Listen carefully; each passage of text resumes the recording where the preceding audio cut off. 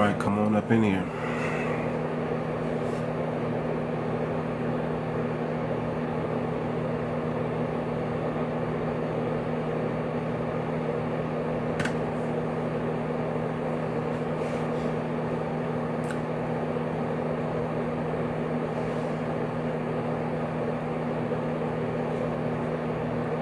What's going on, everybody? Let's get them on up in here.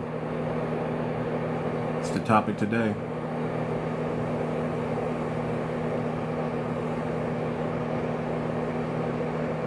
Talk about it. Let's talk about it.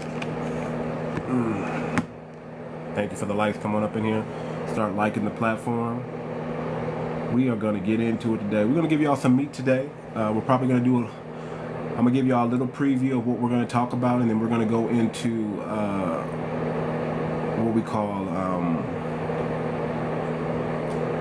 sub-only chat.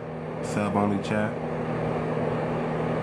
and we're gonna get down to it, but I'm gonna give y'all a lot of game today, so come on up in here.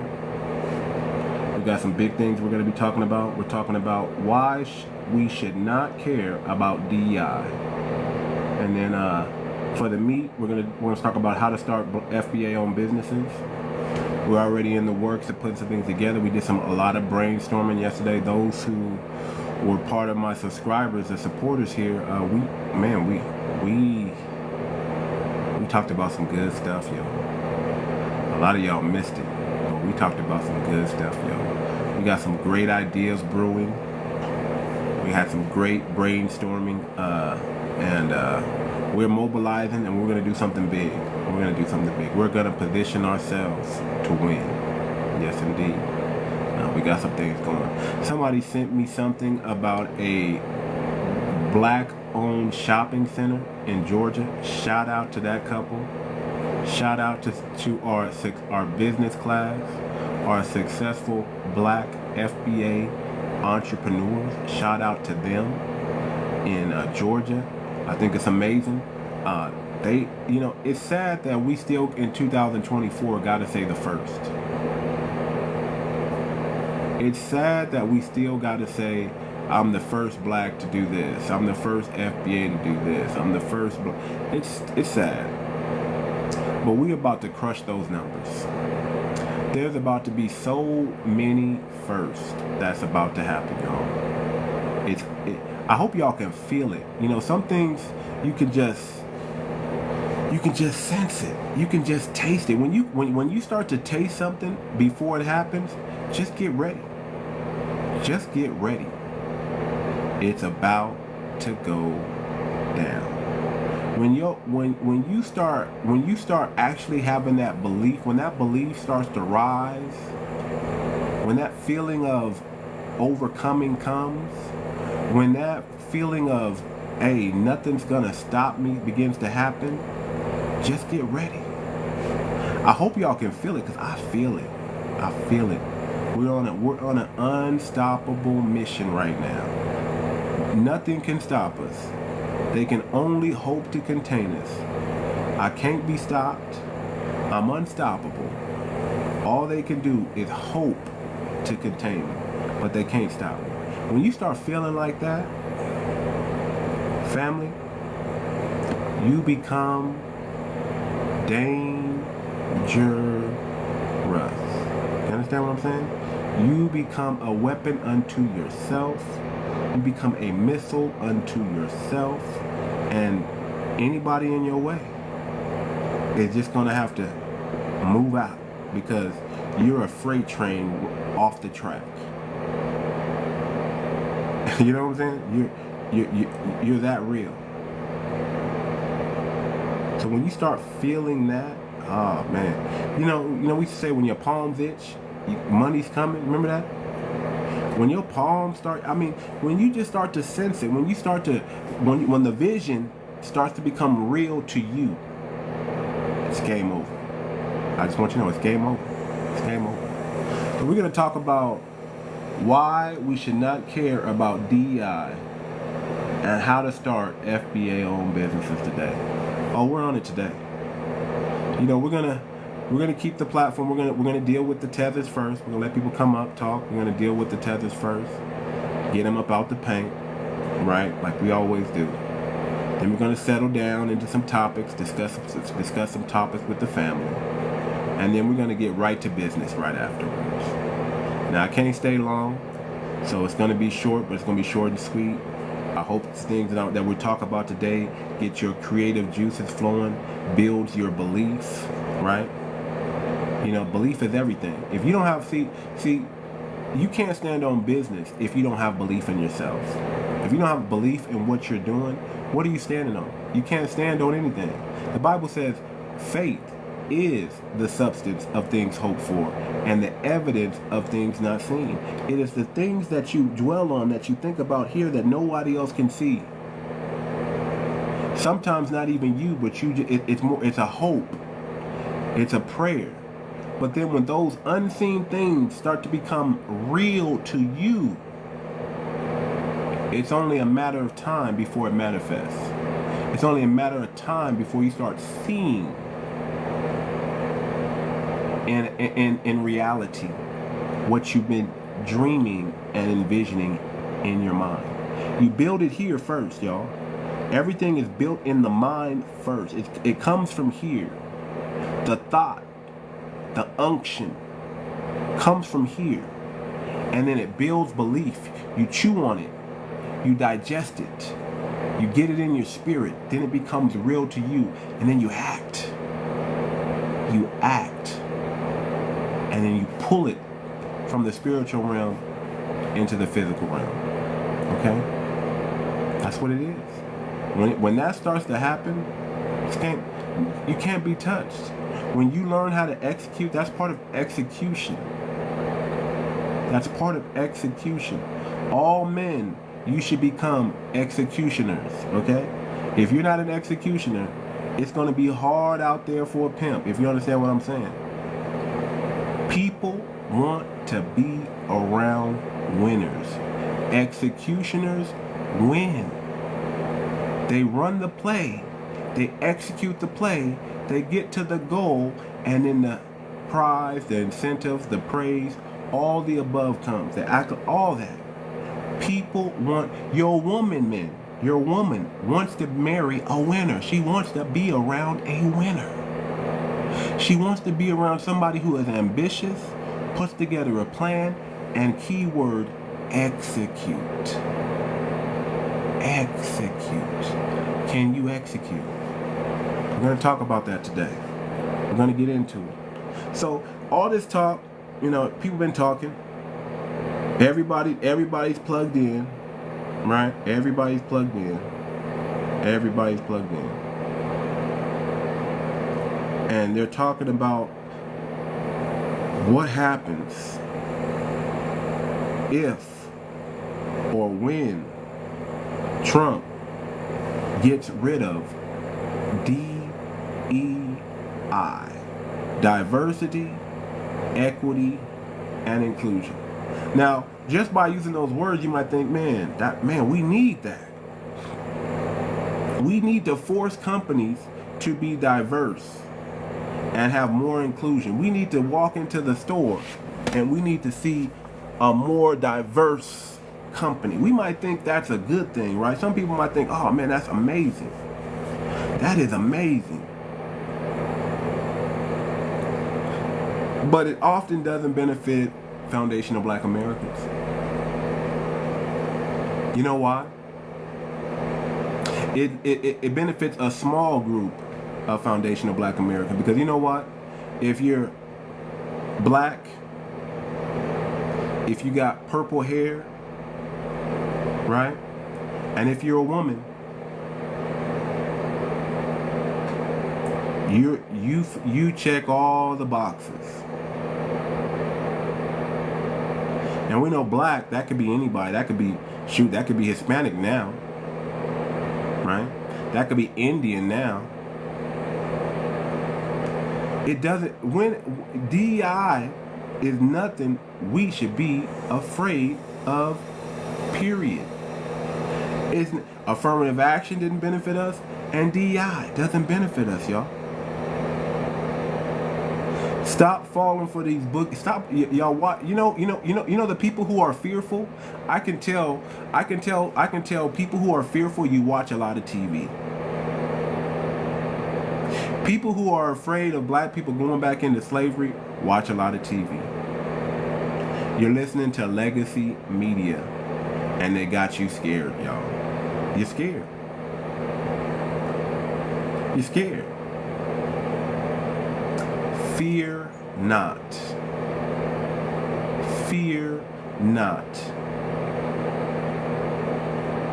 Do not take on the spirit of fear.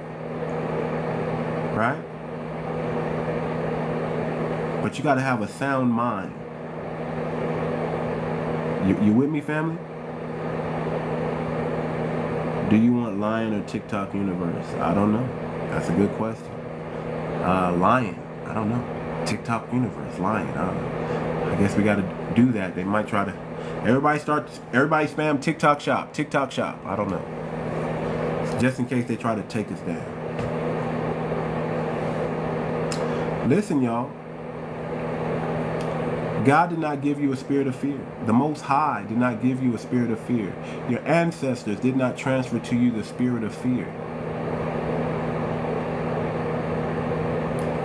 We already go to the plantation earning tax wages. Well, there you go. Some of y'all want to get off the plantation. We about to talk about it today. Stick around for the end. Stick around for the end. But God did not give you a spirit of fear. Fear, it will only cripple you. Fear will only hinder you. Fear is false evidence appearing real. That's all fear is. It's false evidence that appears to be real. And you know what makes it real? When you turn that TV on and you watch the news. Because that's what they're selling you. That's what the media is going to sell. The media is going to sell you fear. Why does the media sell you fear? Because fear sells. Fear sells. Misinformation sells. That's what it is. False evidence appearing real. So they want you to be fearful. And right, when you're afraid, it's easier to brainwash you.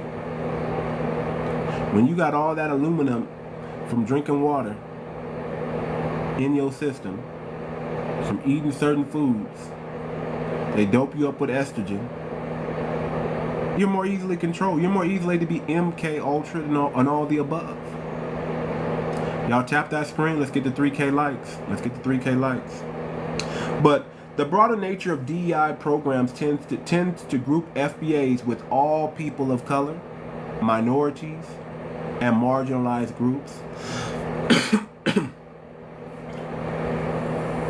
Often diluting the specific needs, experiences, and challenges of FBA. That's what DEI does. It turns you into a minority. And I want to tell you, for FBA family, you're not a minority. You are the opposite of minor. Even when you're outnumbered, you're still the majority. I want you to understand that. Even when you're not the full population in this country, you're still the majority of this country. You're one of the biggest influencers in the world. Your music, your culture transcends just outside of the USA. It's reached international waters. Your style, your swag, the way you talk, the way you move, everything is imitated. Imitation is the highest form of flattery, y'all. Imitation is when you see an Asian kid doing hip hop.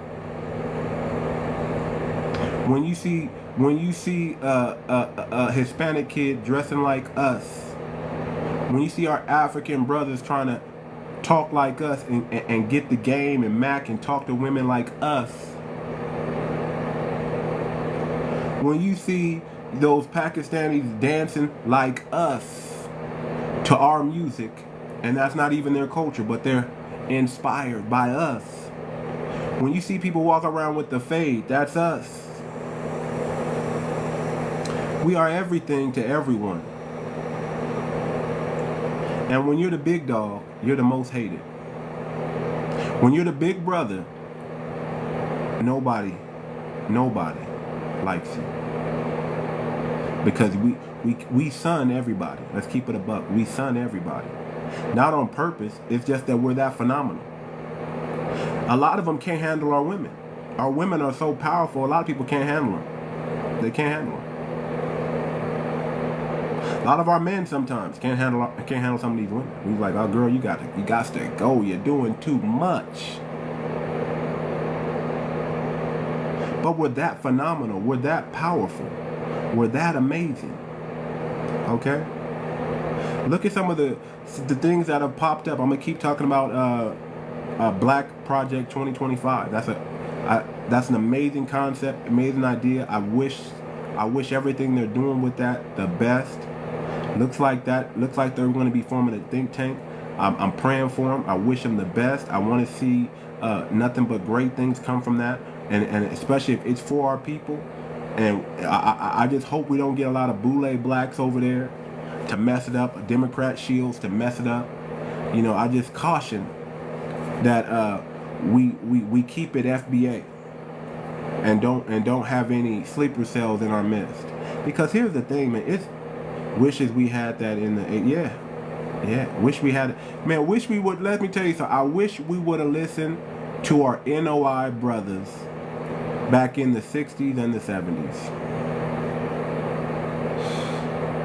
I wish we stopped. We didn't get confused by religion and let that stop us from joining something that was that should have been more of us should have been involved in, and we would not have to work. You ever know those NOI brothers? They're not afraid to be canceled, and they can't be canceled because they have their own system. Keep hope alive, because that's one of the best propositions. Hope is good, but hope is not a strategy, y'all. Hope is a wish and a prayer. Hope is like, oh Lord, please, I hope I get this job. I hope. No. We should not be begging for nothing. We should not be hoping for nothing. We should have faith in everything. We should have belief in self and confidence, and our competency should breed our confidence, and we should be confident in ourselves and what we're going to do. I think keep hope alive is Jesse Jackson.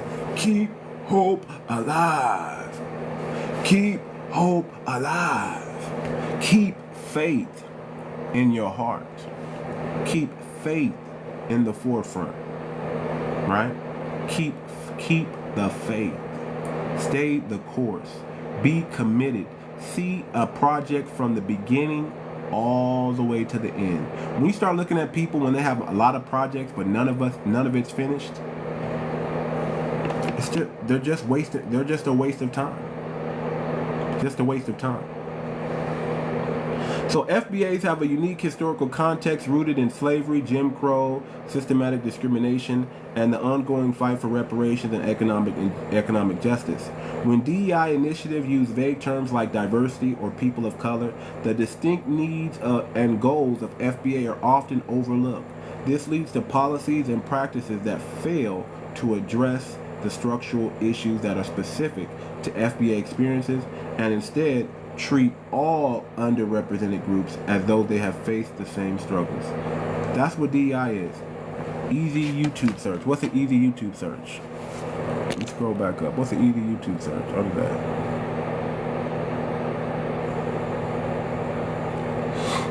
There's a whole city we can buy in Birmingham, Alabama. Come on. Hey, my peoples are from Birmingham. My dad's from Birmingham. My dad's from Jasper and Birmingham, Alabama. Man, let's go.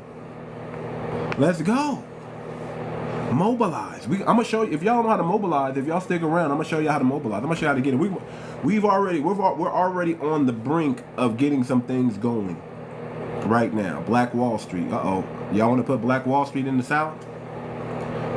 I think. Hey man, why don't y'all bring some stuff out to the West Coast, man? Don't hate on Cali. Don't hate on us. Bring some stuff out this way. Bring some stuff to the West Coast and let's put it down. Everything, you know, I get it. Let's build in the South, but let's build in the West too. Don't forget the West. Don't forget the West.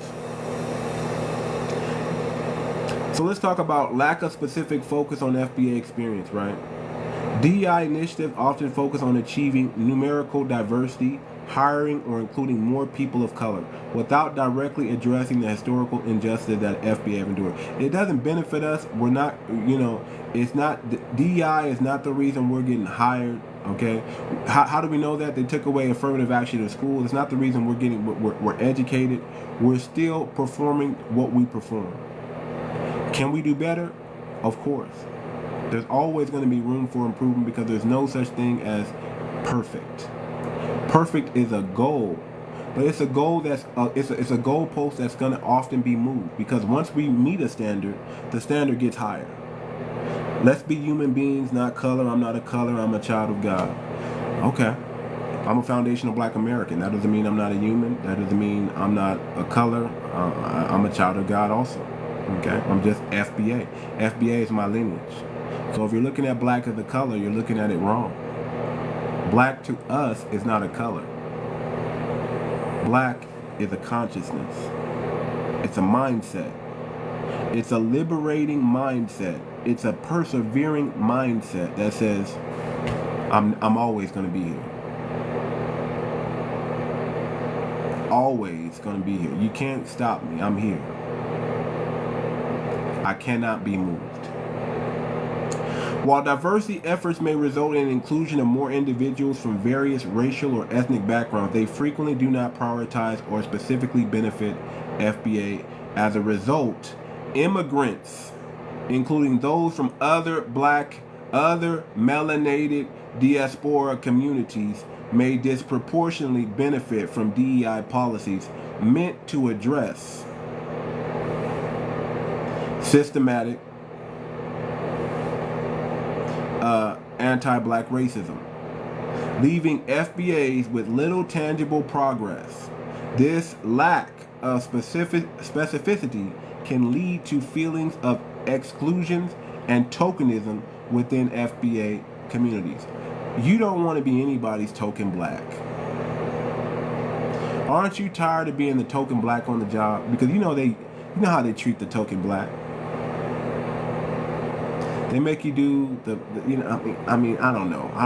I've never been I don't want to be I've never been a token black, but I can only imagine what token blacks have to go through. All the racial slurs, all the, you got to put up with it. Can you imagine Jackie Robinson? Token black. Great ball player, but token black. Not disrespecting the brother. Man, he stood on business to do what he showed the world, that the black excellence that comes with being a black ball player. But when you're that one black on the job, you doing everything not to get fired or not to quit that job. You're putting up with everything. They testing you. You need to talk to Ben Carson. Okay. Shout out to Ben Carson. All right. I think I know what you want me to talk to him about. Some Anunnaki. I don't know what you want me talking about.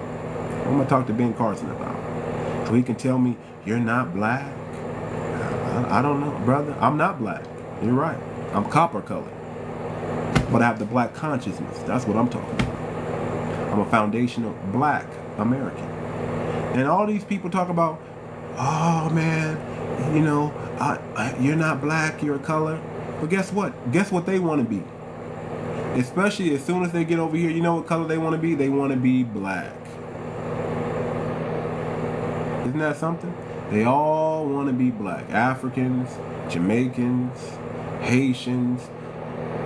When they first came here, they didn't want to be black. Now when we agree with them and say, yeah, you're not black. Yeah, that's right, you're not black. Now, all of a sudden, they want to be black.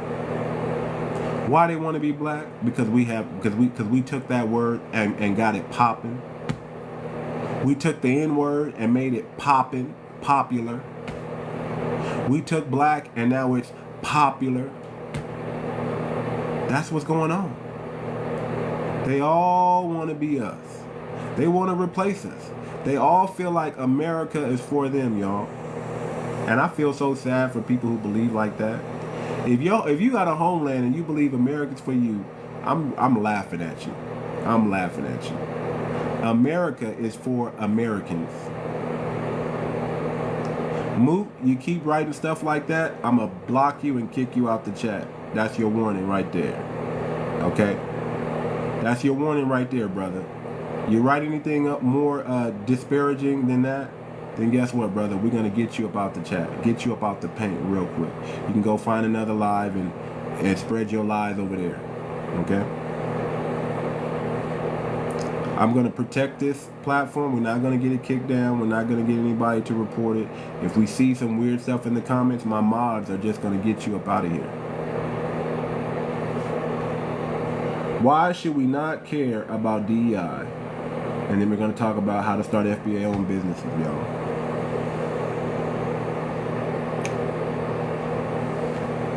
Focus on representation without structural change. DEI efforts often prioritize representation, adding black faces to boards, leadership roles, or media spaces without addressing the root cause of inequality or creating systematic changes. See, when they put you in these positions, they expect you to do what they want you to do. They don't want you to be black. They want you to be a black face, but they don't want you to be who you are.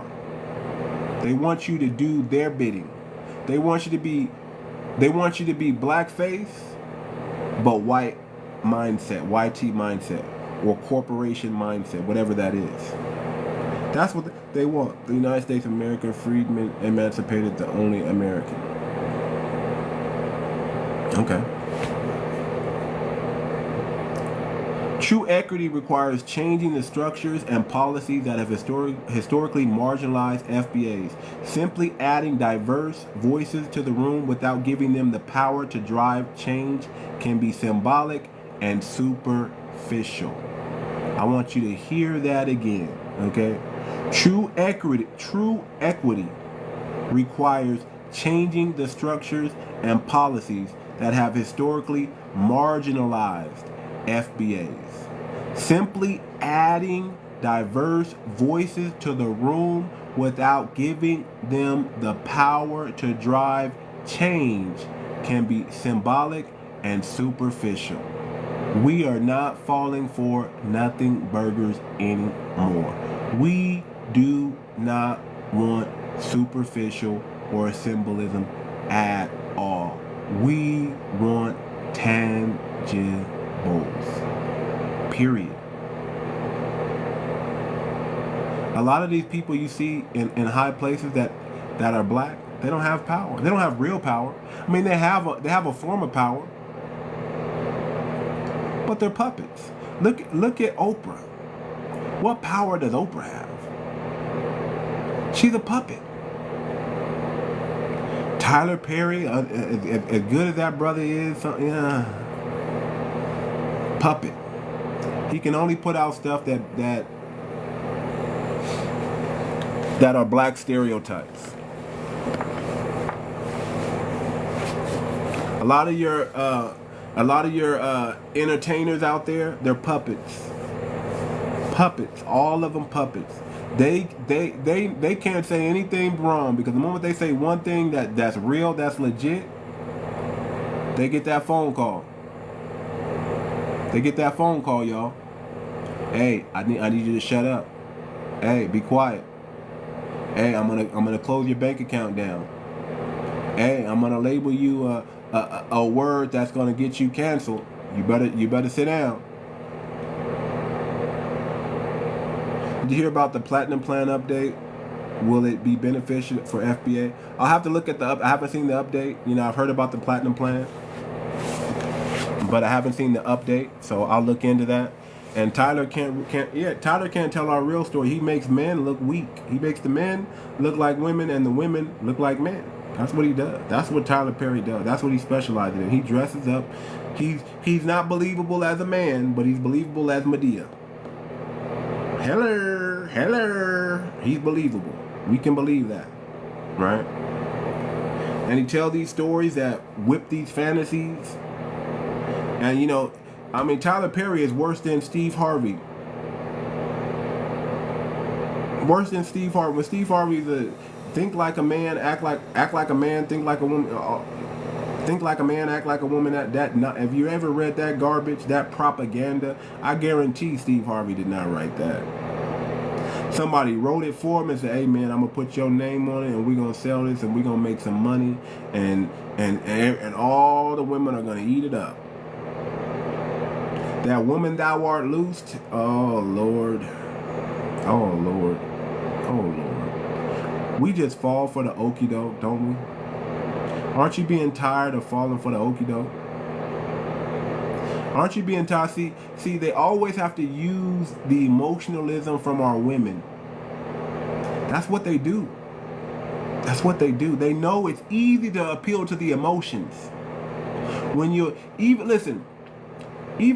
when it comes to buying and selling, it's easy to get you to buy off emotions. That's what they want to appeal to. They don't want to appeal to your, because if you start thinking about it logically, common sense will kick in and you might think, well, I don't necessarily need this. But if they appeal to your emotions, get your emotions stirred up, guess what? They're going to get all your money. It's called impulse buy. We got to be, listen, we've been under heavy propaganda and witchcraft, y'all. I want y'all to understand this propaganda and witchcraft runs deep. They know your buying habits and they know how to get you to sell. They know how to get you to vote. They know how to get you to sabotage yourself and crash out. When the police pull you over, they know how to push your buttons to get you to become in an emotional state, and so they can put you in handcuffs and haul your butt to jail. Calm is the way. Stay calm. Don't be triggered by nothing. Don't be surprised by anything. Nothing. Do not be easily moved. When your emotions are high, your intelligence is low. So when you're in an emotional state, you're going to do some of the dumbest things that you'll regret later.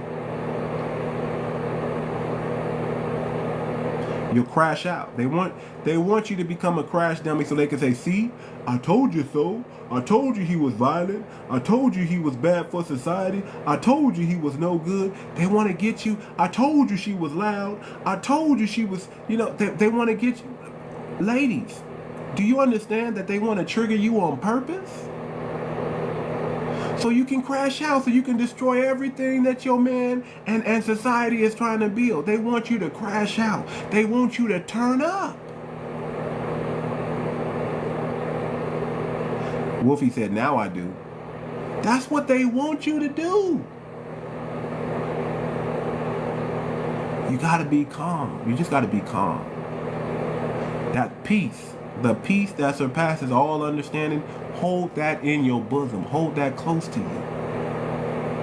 The peace that surpasses all understanding, get a hold of that. Did you see my comment above? No, write it again, brother. I didn't see it. I'll scroll up a little bit, see where it's at. You seen the other groups jumping on the support black-owned business bandwagon? They making money off of us. Ah, yeah. Oh, we coming up with the FBA symbol, y'all. So they can't do that, and we're gonna patent it. And if they use it, we're gonna sue. Now when we patent it, don't get scared and think, "Oh, now I can't." No, it's for all black people. All FBAs can use this symbol when you start your business, so people know who you are. But if you catch any other group, you let us know, and we're gonna sue the brakes off. We're gonna get paid for everything. You understand what I'm saying? So we're gonna have a symbol that lets us know we are FBA owned. This is the FBA owned business, and if anybody uses this symbol, white, melanated, Hispanic, Asian, if they use this symbol and they're not one of us, we're gonna sue their ass. We're gonna take all their money. We going for everything. And if they don't got any trust or anything protected like that, we going after everything. We snatching it. Okay? So just know that we not falling for the okie doke. We get everything that happened to us. I want y'all to understand, it's time. A lot of time God has to create conditions for us to thrive. And sometimes the condition that he creates it presses us. It puts our back against the wall to where all we can do is depend on him, and we fight like stink to get our back off the wall. Oftentimes you have to be put in a position to do something great, because if everything was peaceful, if everything was glorious, right, you won't fight. So this is partially our fault, and this is God's doing. We should have listened back in the 50s and 60s and 70s when they told us, hey, we need to build more black-owned businesses. We need to keep supporting our neighborhoods, keep supporting our communities. Don't go all out to these YT stores because you can now. Stay with your people. Stay with your people. Don't beg the white man for anything. Don't beg him for a job. Don't do it.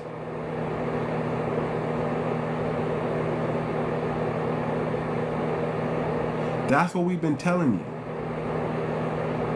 That's what we've been hearing. That's what we've known to be true, but we didn't want to listen. We wanted to test the waters and see what it's like on this side. And now they're burning the house down. And because they're burning the house down and you went in the house, you stuck. Don't put yourself in that situation, y'all.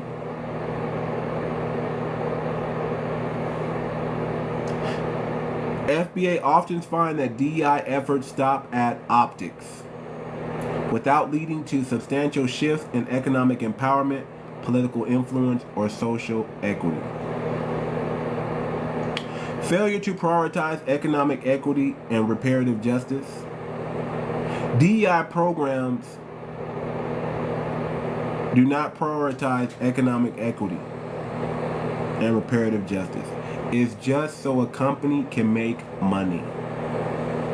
You know, these companies get paid more money when they're DEI. When they're non-DEI, they don't get paid that much money. But those companies who practice DEI, they get money for having symbol blacks. They get money for having DEI people, for having alternative lifestyle people in their company. The blue-haired, let me tell you what's a DEI hire. The 50-year-old HR lady with blue hair. That's a DEI hire. And she's a token. That's a DEI hire. They get paid to put that woman in her job. And she feels safe and secure that she's not going nowhere. And she can harm you whenever she feels like it. It empowers the wrong people in the wrong positions. That's what DEI does. You're not getting the brightest, you're not getting the smartest, you're not getting the most intelligent. You're getting a token at best. Just a token. But you know why I love DEI? Or why, no, I said why I love DEI. Do you know why I love that DEI could be going away? Because now that means we can hire all black. Now that means we can hire all black staff. We own a business. We can hire all black, 100% FBA ran business. And when we do it, we need to make it so excellent, so phenomenal, so amazing,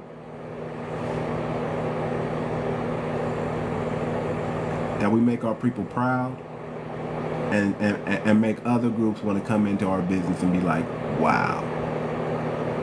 It's time we get along, y'all. Listen, when you're at work, don't bring your problems, don't bring your stress. Don't bring none of that. You gotta learn how to manage your emotions, people. That's one thing black people, you know, let's keep it real. We crash out sometimes. A lot of us be crashing out because you don't know how to manage your emotions. You don't have the emotional intelligence that you crave others to have. You don't have yourself. Usually people who say they're looking for someone with emotional intelligence, they don't have it themselves. Emotional intelligence is just logic. Logic. Who would have thought? Logic. Yeah, it's just logic. It's just knowing how to compartmentalize your emotions and deal with them and prioritize them in a systematic way. It's not majoring in the minors. It's not becoming high-strung. It's having balance. Them tariffs is going to raise prices. Shut up. Wait and see then. Let's wait and see. Holler at me in 6 months to a year and a half, and we'll see what you're talking about. I bet you're a troll, and you won't even be back in the room.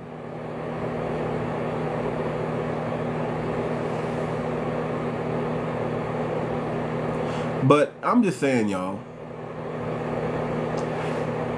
DEI programs frequently focus on inclusivity in corporate settings, educational institutions, or media, but rarely address the need for economic equity, and reparative justice specifically for FBAs. The FBA community's push for reparations, economic justice, and wealth-building initiative is often sidelined in favor of a broad inclusion metrics. DEI programs may be more focused on initiatives like training sessions, quotas, or symbolism rather than wealth redistribution, general economic empowerment, or reparative policies. Without an economic component, DEI efforts often fail to address the systematic disparities that FBA face. I want y'all to understand, y'all, that DEI has to go. Just like affirmative action had to go. It's time that we stop looking at FBAs as less than and look at FBAs as more than capable. We're more than. We're that phenomenal. You understand? We're that phenomenal. We don't need someone to create a lane for us. We can create our own lane. You know, Biden never took the tariffs off when he got in. Okay, there you go. Let me tell you why Biden didn't take those tariffs off. Because they were bringing in money. Who would have thought tariffs could bring in so much money? It took old, slow, orange Donald Trump. Right? Donald Trump must be an idiot, right? He must not be smart. But they didn't take them tariffs off. When he started drilling, guess what they did? They said, "Oh, we gonna stop the drilling. Go get this oil from over here, and then when the prices get too high, oh snap, we're gonna use this reserve oil that's supposed to be for the military. Then when that runs out, oh snap, we better start drilling again." Who would have thought that old Donald Trump know what he's talking about? Who would have thought a suspected white supremacist was actually doing good for the country that he lives in also? Who would have thought? DEI can serve corporate interests over community interests, and that's really what it does.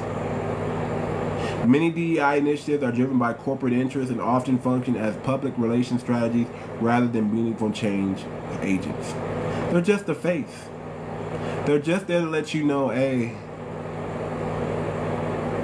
we're inclusive. I don't have to be smart. I don't have to be intelligent. I just have to be weird. And I'm gonna get a job. I can be your weirdo and have a job. Weirdos can get jobs here. That's all DEI is talking about. Corporations and institutions may adopt DEI policies to appear progressive without making real commitments to equity for FBAs. These programs can be used to shield companies from criticism. That's what they're doing. They need that extra protection. We're not racist. Look, We got black. We got white. We got Hispanic. We got LGBTQ. We got everybody. Right? Shield companies from criticism, create feel-good optics, and satisfy regulatory requirements, while FBAs continue to face limited access to economic opportunities, leadership roles, and decision-making power. A lot of times, you know, I don't want to diss the accomplishment of black people who rose the ranks the right way, because there are a lot of us that do. But a lot of times when you see that FBA boss, his hands is tied. He can't do nothing. He can't help you. You have a dispute with a white person and that white person goes to HR, guess what he's gonna do? You still gonna get fired, buddy. Because that's the job. To hire someone that looks like you, to fire you, to get you up out the paint. So your FBA boss can't even save you because he's a token. And he knows it. And he's not going to do anything to mess up that little bit of money they're paying him, because that's the most he's ever been paid in his entire life. The most he's ever been paid in his entire life.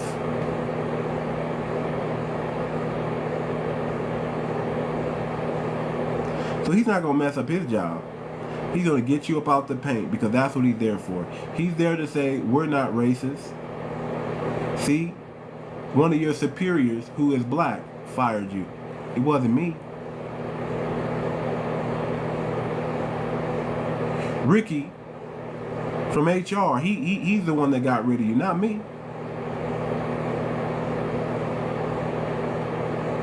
He's the one. I like you. I wanted you to stay, boy. You're my favorite. But Ricky, he said you came in late a few times, and you know our policy. You know our policy, boy.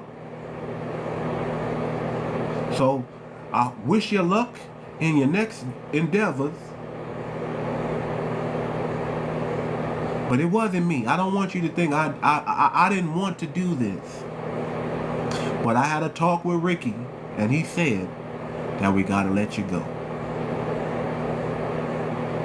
That's what they do. They want somebody. So you can't sue them. These token blacks are here, so you can't sue them. So you can't call them race. They be like, I got plenty of blacks in my plant. Plenty of blacks in my warehouse. Plenty of blacks on my plantation. We can't be right. Look at the Democratic Party, y'all. We can't be racist. We got black women. We got black men. We got LGBTQ. And they the most racist of them all. They just smile in your face. How you doing, boy? They just smile. But they're whipping you on the plantation. That's why they so mad. They're like, how dare you Negroes? How dare you black people think that you don't have to vote Democrat anymore? How dare you? How dare you mess up what we were trying to do? Get ready for the backlash, y'all. It's coming. It's already been coming. They've already been crashing out, talking mess. Roland Martin, deep. His old self. Black people, y'all need to deep. Y'all just don't listen. You motherfuckers, deep. That's all they do. It's babble. Smart babble. Smart babble is the worst babble, because it just, if you really think about it, the brother's not saying nothing. He's just using big words. Bleep. All those who follow Roland Martin, shame on you. Y'all know y'all getting misinformation. Listen, if a brother tells you, if anybody tries to tell you something and it's not true, why are you listening to him? Okay, what's up, 𝗖𝗶𝗴𝗵𝘁𝘀? Yeah, I remember you, True Crown. What's up? What's going on? Good to see you back. I hope you didn't get banana. But that's where we at, y'all. That's where we're at. FBA have a specific intra-community needs related to building economic power, cultural cohesion, and social institutions. DEI initiatives frequently overlook or undermine community-driven solutions that come directly from the FBA-led organizations, activists, or entrepreneurs. This lack of emphasis on strengthening internal structures can limit progress and perpetuate dependency on external institutions. We do not need to be depending on anybody to take care of our family. If you're depending on a job, let me break down what a job means, y'all. For those who don't know, for those who love their job, it just means just over broke. If you got a job, you are just over broke. It's time you create your own lane. That's why if you stick around, we're going to get into it. It's time that you create your own lane. It's time. It's time you put yourself in a situation where you can't be fired. It's time that you become so valuable that they can't let you go. You're the only reason the company is standing because they got you there. And oftentimes you'll see companies play around with you, but they know who you are.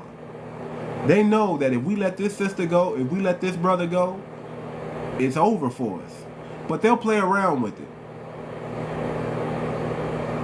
Job means persecution in Hebrew. Yob. Y'all remember what happened to Job, y'all. Y'all remember what happened to Job. Job was the persecuted one. He was the one that got tested. But when he stood on business and he didn't fail, he stood on business for his Lord and his Savior, his Most High. He got back double. Double. But yeah, your job is not your end all be all, y'all. You got to have something on the side today. You got to have some money coming in on the side today, because you can't just depend on your job income. If you're a couple starting out, newly married, okay, I want you as that man to work like stink. I need you to get 2 jobs. I know you want to spend time with your woman, and she's gonna hold it down because she's gonna understand what you're doing. You need to get yourself up out of dependence on a job. So you get your job, you keep your job, but you get something going on the side that's gonna overtake your job later. You work hard.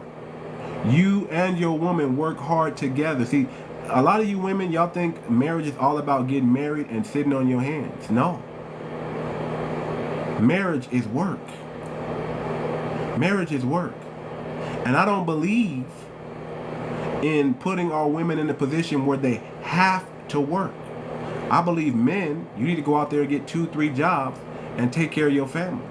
But I also don't believe the woman should be at home just sitting on her hands. You need to be helping your husband build a side business that's going to take care of your family for generations to come. You need to be building up something. It's too much money in this digital world we live in for you not to be figuring out how to get some of that passive income. If your woman has to, if your woman has to work, it needs to be a time limit. Babe, I need your income for 1, maybe 5 years.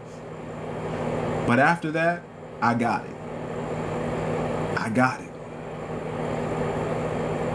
I got it. Now I'm going to put you in a position where you can work only if you want to, and not long hours that are going to stress you out and hinder our family. That's the mindset men need to be having. You need to have that. You need to have that mindset. I'm going to go out there and get this chicken, bring it home, and the wife's going to cook it up and serve it to me on a plate. But you got to go out there and get that chicken. And if your wife has to help you go out there and get that chicken, there needs to be a timeline on that. I don't know about y'all, but I don't want no other man telling my woman to do anything. I don't want my woman to have a boss. I really don't. I don't find that as I don't find that as anything amazing. I don't find that, and I don't like that in one bit. But if she has to go out there and work, I'm gonna put it on. But look, 1 to 5 years, and I got you. Then you can go to school and do what you want to do. I need your help for this 1 to 5 years so we can get this, that. We need to save a certain amount of money. Whatever it is, put a timeline on it. Don't let it be a forever thing. That's why I'm not too much into modern relationships. I'm not trying to talk about that, but I'm saying I'm not, because modern just means 50-50, and you gonna have to hold down 50, and she gonna have to hold down 50, and y'all gonna do that for the rest of your life. Our bodies women are not able to handle stress like men are. Men oftentimes can barely handle the stress. So why do we want our women taking on that? Step up. I'm still talking about DEI, y'all. I'm still talking about DEI. Co-opting and tokenism. Tokenization. DEI programs often tokenize black individuals for optics while disregarding the broader needs of the FBA community. A lot of, it's just, do y'all remember, I think his name is Ben Carson. Y'all know Ben Carson in politics is a token black for the Republican Party. Did y'all know that? They try to credit that brother with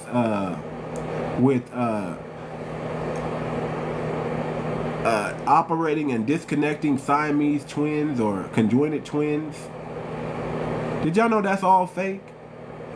Did y'all know that brother he probably was standing in the room with the doctors that did it, but he didn't do it himself? He's a token. He's propped up to make you think he's somebody who he's really not. And he knows it. And y'all remember that video where all the people were coming out and they were supposed to call Ben Carson, but they didn't call him, and all these people they just walked out, didn't even acknowledge him. All the politicians know who Ben Carson is. They don't even acknowledge him. They know he's a token. And then Trump came out and made sure he acknowledged Ben Carson before he got on the floor, just to kind of let him know, hey man, I see you. Because he didn't know no better. Trump didn't know that Ben Carson was a token until he got in it. Then after he got in office, he's like, oh, that's just a token black. He doesn't do anything. He's not smart at all. He doesn't have any solutions. He's just there so the Republican Party can say, we're not racist. We're not racist. And everybody just walked by him because everybody in politics know Ben Carson. They know he's not who he say he is. They know that. Herschel Walker almost been. Herschel Walker, man, sometimes, man, that brother Herschel Walker, man. Rock brain. He got a rock for a brain. That brother Herschel Walker, brother, oh my God. Jesus Christ. He definitely would have been a token black. Could you imagine everybody just shake? I mean, Herschel Walker phenomenal, y'all. Herschel Walker, if y'all know who that brother is, he is fun. When it comes to that, putting that ball in his hand and watching that brother run, he is amazing. Okay, Herschel Walker took too many hits as a run. Is that what it is? Man, he did. That brother used to lay the pipe like, boom. But man, when them Republicans got to your boy Herschel Walker, man, that brother was just like Samboing it up. Samboing it up. I couldn't understand it. Maybe he made some bad deals. Maybe he was running out of money and he needed to get some money. Election time is always good for these celebrities, especially if you're a broke celebrity and you still got influence. Oh, you're waiting for it. Especially if you're a Luke character. Uncle Lizard.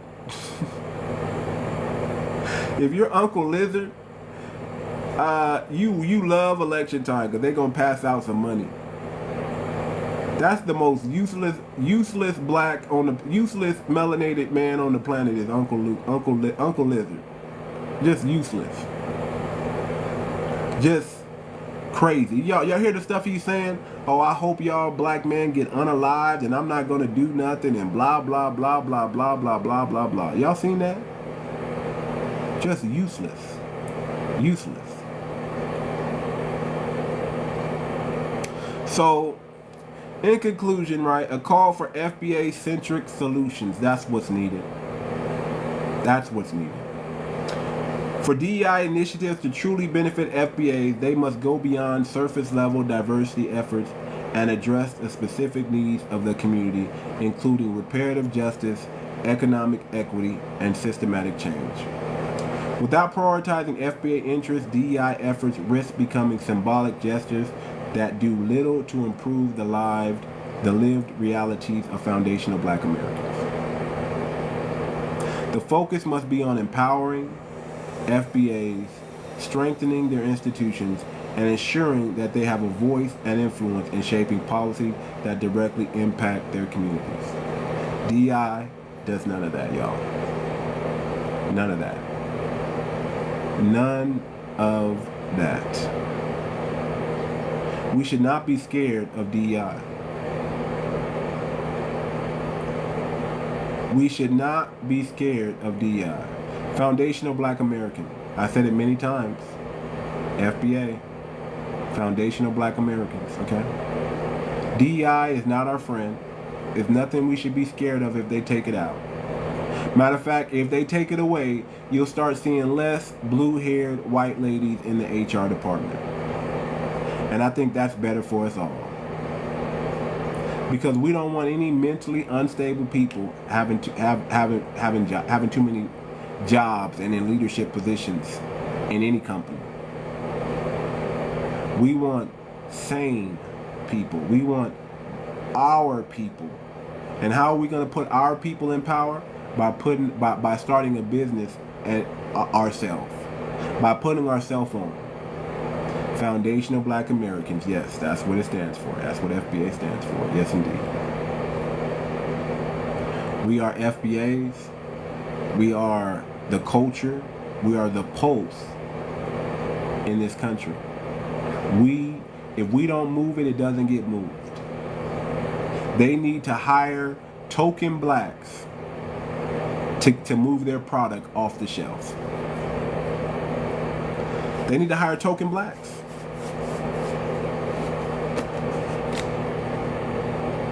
Let's keep it a buck. Let's keep it a buck. So let's get into it now. If y'all want to come up, y'all welcome to come up. If y'all want to come up, y'all welcome to come up. Keep applying pressure to that like button.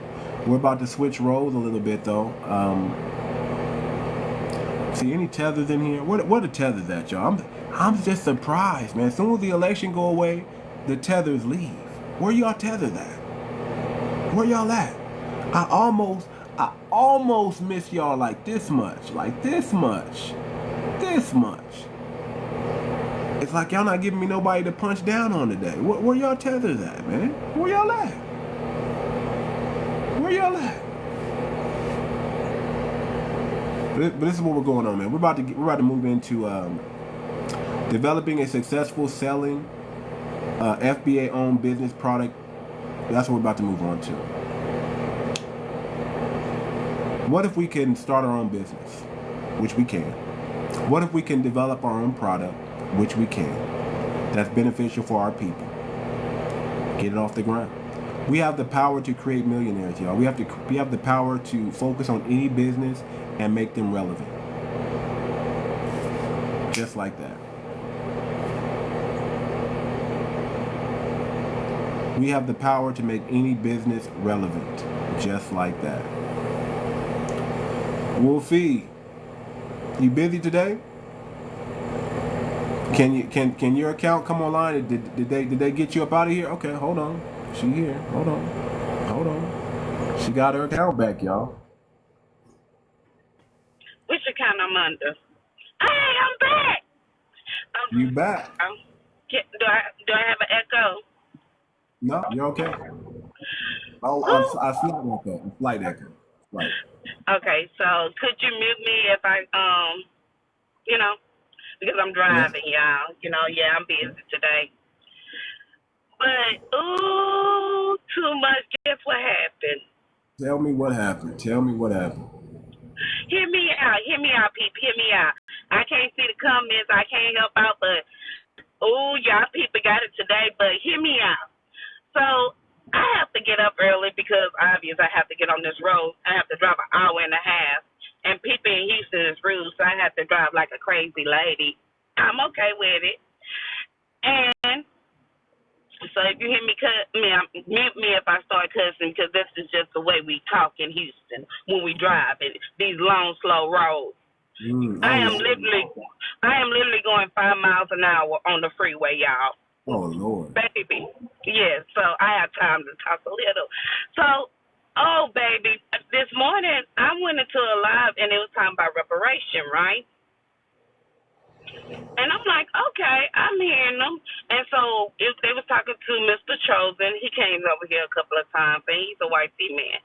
And Mr. Chosen was just, they was just breaking it down, and he was talking about, like, Mexicans and everything, and they were talking about reparations in the United States, you know?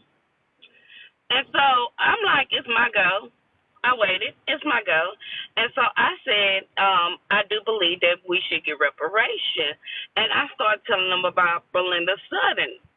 And so they was like, that's because they sued. That's because they sued. And I'm like, what's the pushback? And they was trying to defend the indigenous that got reparation. And I said, but you have to think of the people that didn't, because of this, it was only classified only certain tribes civilized, and it was still Native Americans on the land doing the plantation. So these young people tried to eat me up. They didn't know history. Then it all makes sense because the girl said she's Jamaican. Oh Lord. And then she said, because I said I think reparations should start from the 1800s and even going farther, but it needs to start from the 1800s and going all the way into the Jim Crow ending, and that needs to go to the Harris. That's what got them upset, you know? And I stand behind that because you people who came in the 90s, you don't need reparation. You haven't even win anything. Our kids is blind. Our kids don't even know our history. And you coming over here sticking your hand out. You got your huh? It was a tether line. I didn't even know it was a tether line. You know? And tethers are talking about reparations? Yes. Yes, Jamaican, Haitian, and all of them, even African, and they all said they was black, and I think they got mad when I said, when did y'all become black? Because we started considering ourselves black in 1960. Black been around the world, you can look it up, yeah, but when did y'all start classifying yourself as black? That was my question. When did? Because we know when we start classifying ourselves as black, because before that it was Negro. Right. So they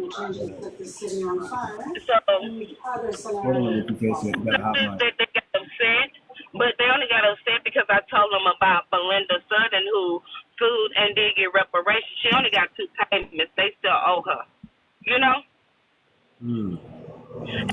So you want us to sue the government?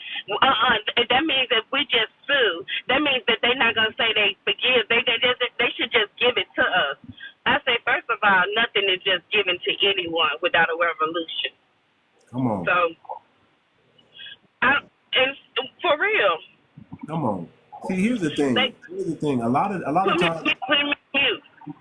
Okay, let me put you on mute real quick. Turn you up. Yeah, let me put you on mute real quick.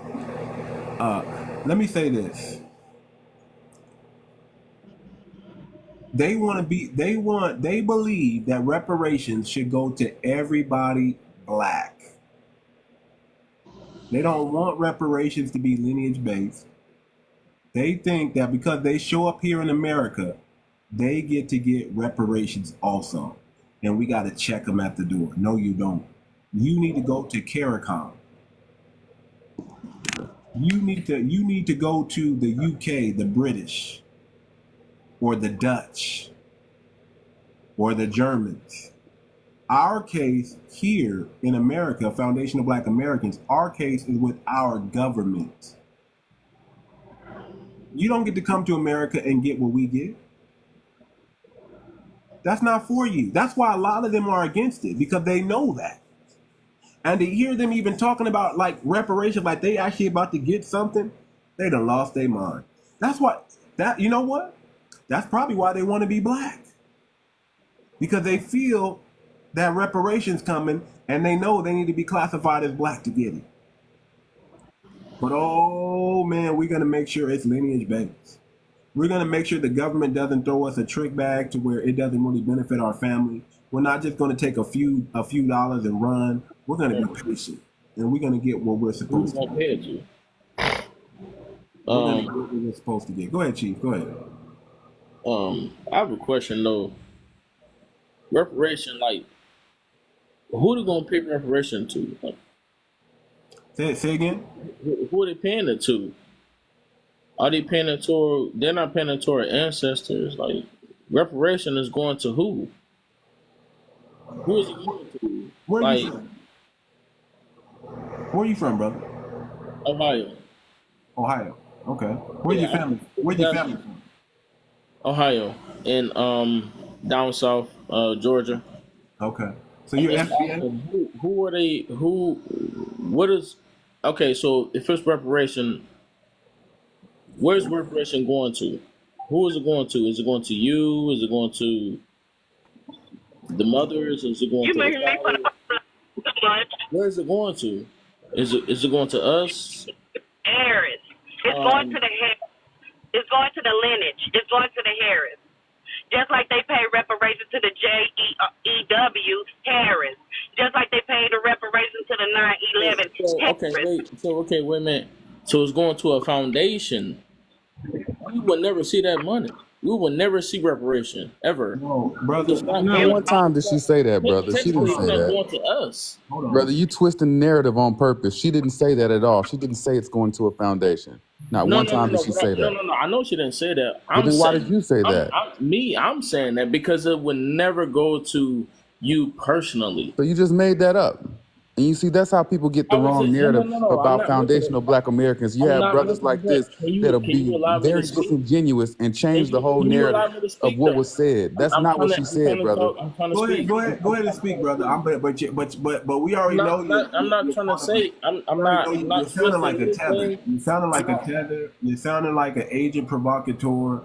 You sound I'm just asking. I'm asking a question. I don't know. I'm asking a question. How old are you, brother? How old are you? I'm asking a question. How old are you, brother? I'm asking a question. I'm asking how old you are, brother. How old are you? I'm 39. I'm asking a question. Who is it going to? I don't know if reparation even would go to me. If you talking about reparation, I feel like it should go. What about the Native Americans? Because I'm majority Native, if you really want to know. But where are the Native Americans in this? We all talking about African Americans, all of this, but who said African Americans? Hold on, brother. Who said African Americans? Did you hear me ever say African American one time in his life? Have you been listening? He's just making things up at this point. Brother, no one said African Americans. Where are you getting African Americans? I'm not an African American, brother. I'm a foundational Black American. Who are you? Is the answer. Are you an African American? I'm a Native American. Native. You're a Native American. Okay, so where's your land at, brother? My land is here in America. Where is it? Where's your reservation at? Where's your casino, brother? Where is it? Technically, we're all from the same everything because Africa, all these countries. Brother, you just said African American and nobody mentioned African American, so that's a lie. Now you're saying you're Native American. Which tribe do you belong to? Are you getting money already from the government, sir? No, sir, I'm not getting money from the government. No. Where is okay, so how are you Native American then? Where is your reservation at? Where is your group? Where is your tribe at? What's the name of your tribe, brother? What's the name of your tribe? What's the name of it? I'm Native American. Brother, you don't even know. Shut up. You don't even know. What tribe are you from, brother? You should know. You're not FBA. So, you're a tether. Just say you're from Africa. Just say you're from the Caribbean. Don't try to come in here cosplaying as Black, brother. We don't like that. Where is your reservation? Where is what are you native to? Where is your land at? What tribe are you? Are you Blackfoot? Are you Cherokee? Are you Choctaw? Who are you, brother? Don't come in here making up lies. And we don't like that in here. Don't lie. Don't pretend. I'm just asking questions. What part of Ohio are you from? Questions. Listen, my family's from Ohio, brother. What part of Ohio are you from? I came in here asking questions. You're not asking questions, brother. I am asking questions. You're lying. You're over here lying, making up stuff. I said, who? You're making up stuff. If reparations was you said you're Native American, prove it. If reparations was giving out, where is it going to? Brother. Prove to me that you're Native American first. You said you're Native American. Prove it. I'm asking. Can you answer the question, brother? Can you answer my question? I'm gonna get you off my platform. What tribe do you belong to? If you're Native American, what tribe are you? I'm asking the question, brother. Goodbye. If reparations. Goodbye, brother. We don't like these liars. This is a tether. It's a straight up tether. You don't see, fam. All you gotta do is ask them where they from, and they can't even tell. I'm from Ohio. All my people come from Ohio. I'm Native American. What tribe? I'm Native American. All this land is. Shut your stupid ass up. Your family would know what tribe you're from. They're gonna tell you where you're from. I hate these liars, man. Should I bring him back up, Chad? He wants to come back up. Should I bring him back up? Or should I just leave him in the chat? Should I bring him back up? He's requesting back up. He's a liar.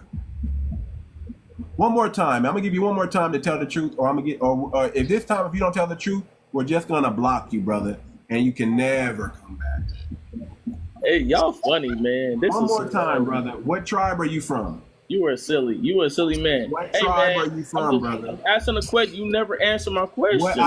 Your question was already answered, brother. What tribe are you from, brother? It was never answered, brother. Answer my question, and then I'll answer your question. What tribe are you from? What tribe are you from? What tribe are you from? Where are you from, brother? What tribe? No, brother. What tribe are you from? Listen, you never answer my question. My family's from Ohio. I don't know where my family's from. You're a tether. You're a tether at best. You're an anchor baby, probably. Hey man, don't listen to this guy. Don't listen to this guy. If reparations was given out, cam up, so we can see that hairline of yours. Cam up. I got locks, man. Cam up. Cam up, brother. Cam up. Take your hat off. Take your hat off. I got locks, brother.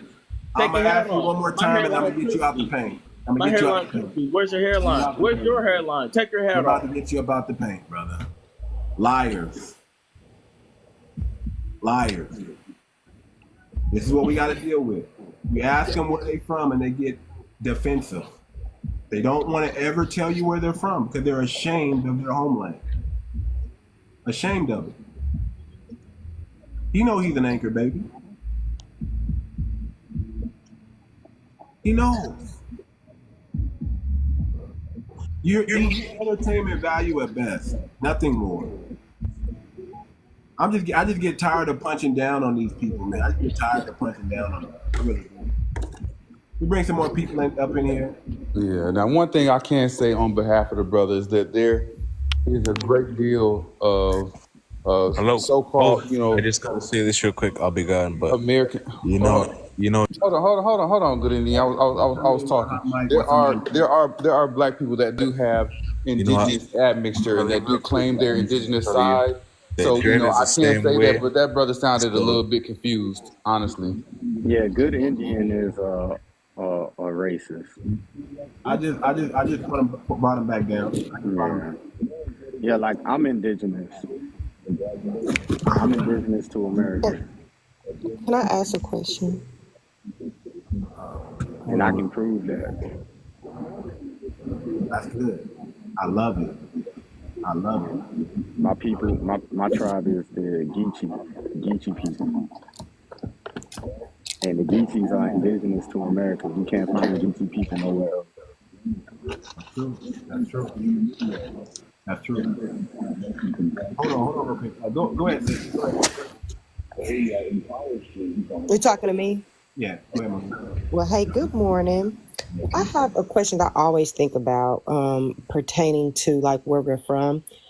I know that people migrate over hundreds of years. So where your family originally from in Africa over centuries can change. And my question is it not okay for us to say that we're from America? It's Well, definitely don't say to say you're from America. well, Okay. the Is immigrants that don't want you to say that. what you? Immigrants, African immigrants, they want you to say that you from Africa. They want you Hmm. to tie yourself to Exactly. some African tribe that didn't even exist when our ancestors was in captivity. So that's what they want us to do. They don't like Speak when up we just a little bit. Okay, your voice is kind of soft. Speak up just a little bit. Yeah, they yeah. don't You got until they you don't speak. yeah, they don't want us to stand on our lineage here in America. They don't like that. Right. I mean, we've been over here for 400 years. So It I just seems feel like because a lot of tribes, they mingle and trade, and you might not been at that same place for 400 years. Your family probably haven't been where you're from and tribe for 400 years. But So not only why is it that, okay for you to claim the last 100 or so generations if we can actually claim 400 to 500 years in America? not um, only that, we our DNA is very different from theirs. Right. So like we're not even genetically the same Our people. phenotype is different. We have to. exactly. Right. We most of us are O.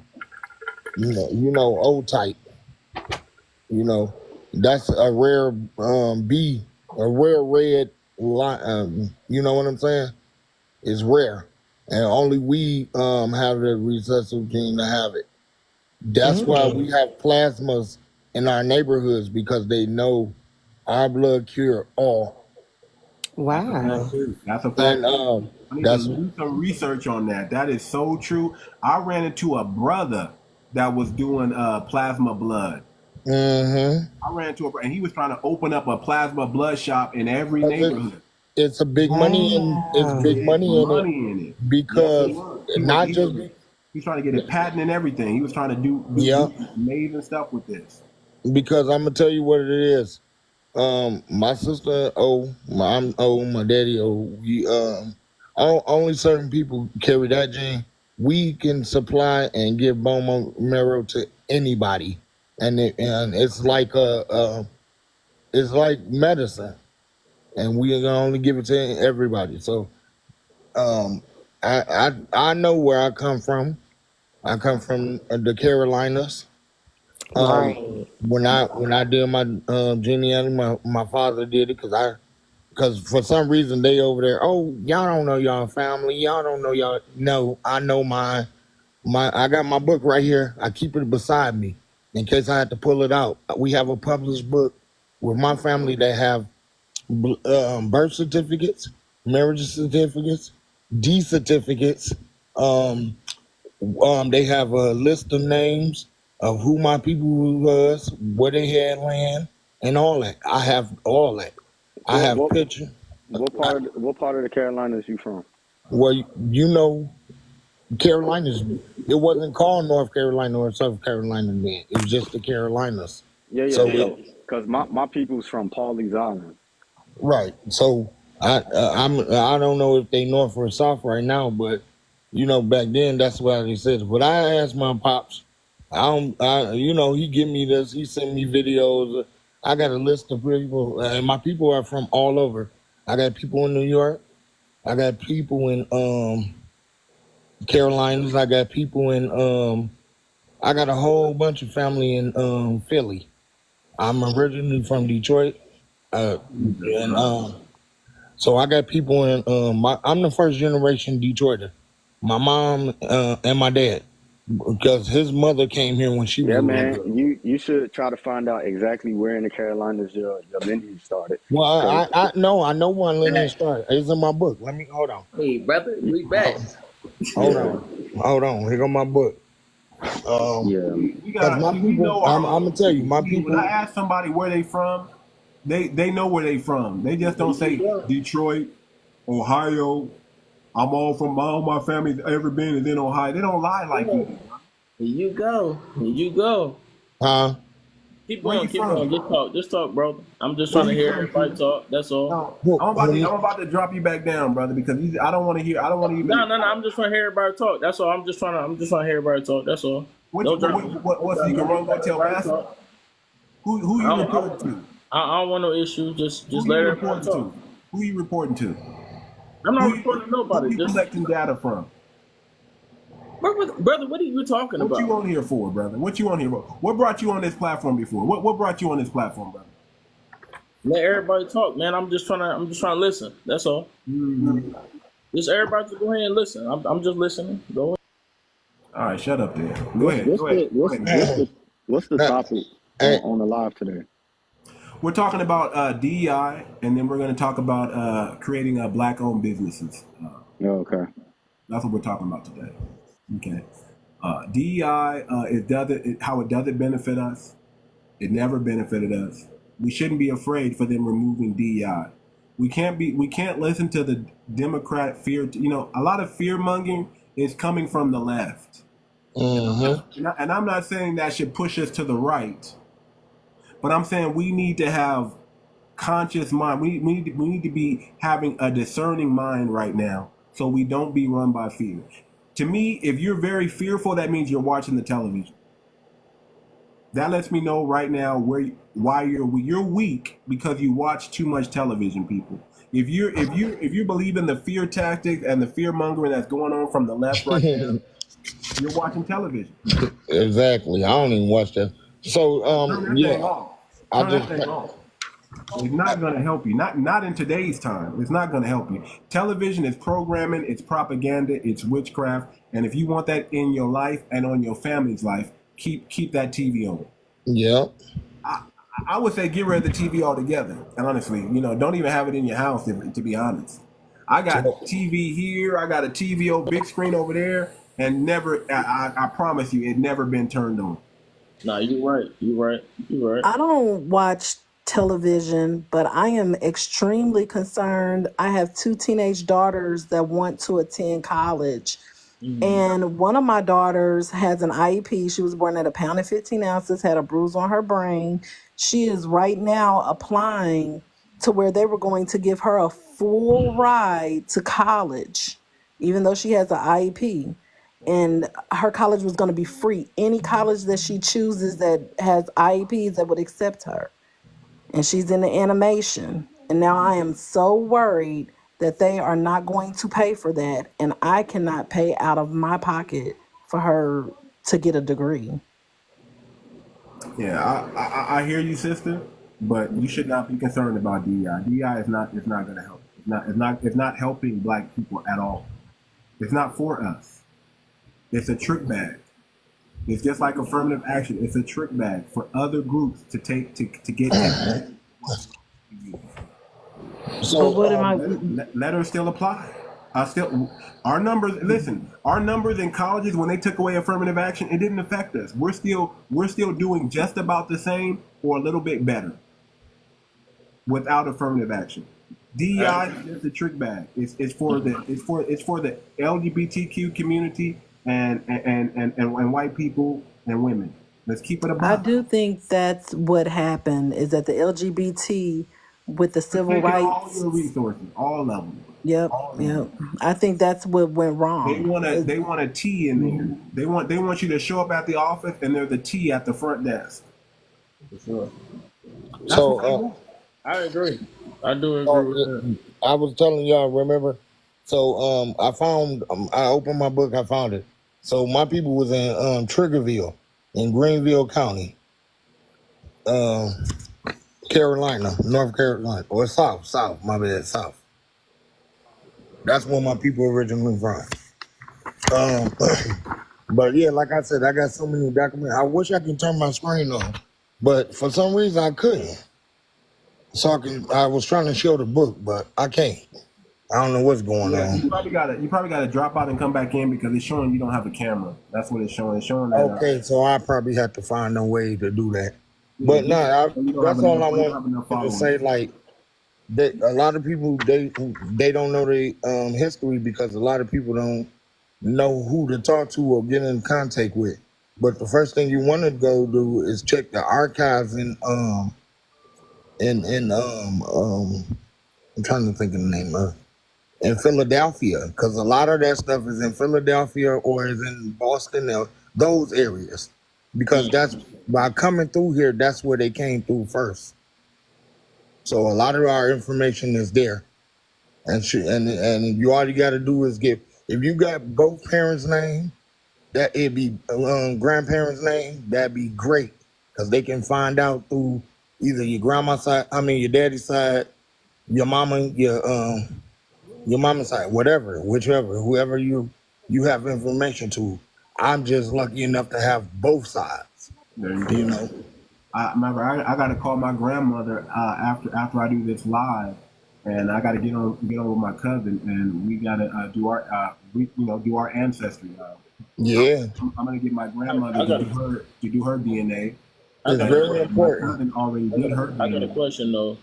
Hold on, brother. Hold on, brother. Hold on. It's the same thing y'all talking about though. I got you.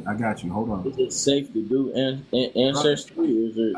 I just told you. Brother, Hold on. brother, he just tell you we talking. Come on. I mean, you can't just interrupt the conversation. You got to have some decorum, man. I let you back up here. I'm showing you extremely amount of grace.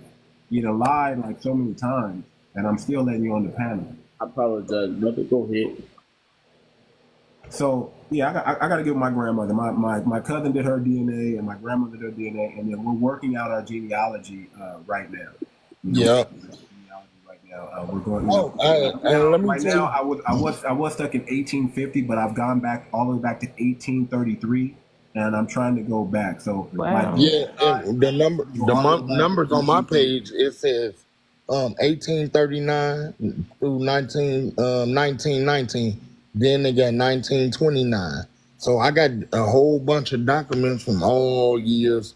Yeah, Who was married to I who? want to see how far back I can really go because we got documents, we got marriage documents and certificates and even military documents. And I got family in. Yeah, I have family in the military too. Yeah. And we're looking at that, and we're looking at death certificates right now. So I'm gonna get with my grandmother. She's like the pack rat. When you walk in my grandmother's house, you're gonna see stacks of newspapers everywhere. She one of those grandmas. You gotta navigate to get into her stuff. She got boxes and old news. Man, I might have to go through all that. I might find some gems out of there. I might even just say, I'm gonna tell you. Help you clean this up one day. Because my grandma, she had 2 back rooms after my dad and moved out and stuff, but her 2 back rooms was full of stuff, boxes, all kinds of stuff. We do have a genealogy, man. Listen, I did my ancestry, right? And one of my 3rd, 4th cousin reached out to me and said she wants to do the genealogy for the whole family for free. So I got somebody working on, or I'm about to have somebody working on my it.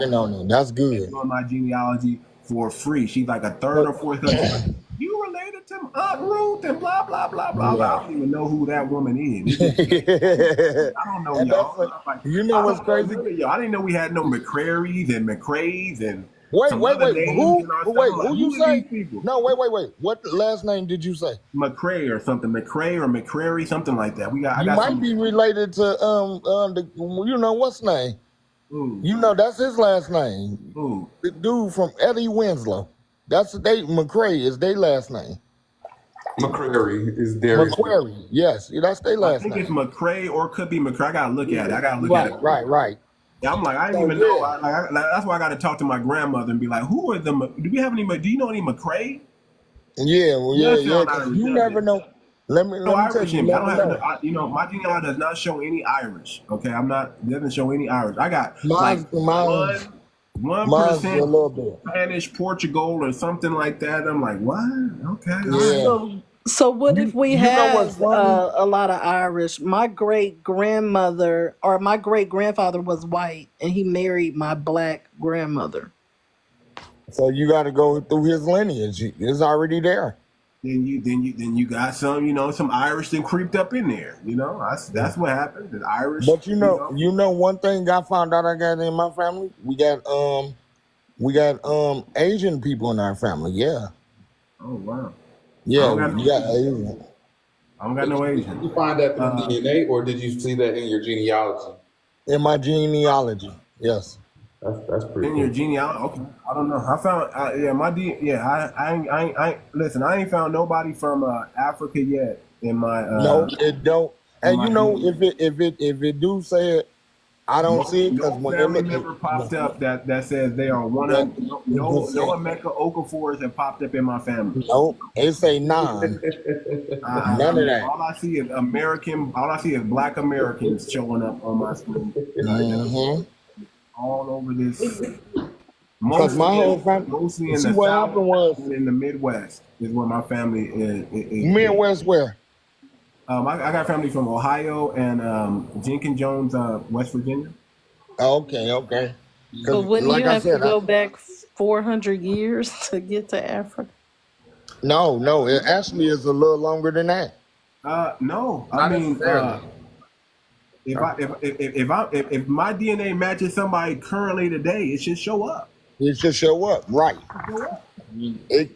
But it's not. And what's crazy about that is, you know, I got family on my mother's side. I got family in Arkansas, and I got family in Arizona, because I'm out here in Arizona now, but I got family in Cali and in Oakland. I got family all through there, San Diego. My people was everywhere, especially on my mom's side and my dad. Well, no, my dad's side family bigger because we got both sides. I got my Hold on, this book keep flying in my face.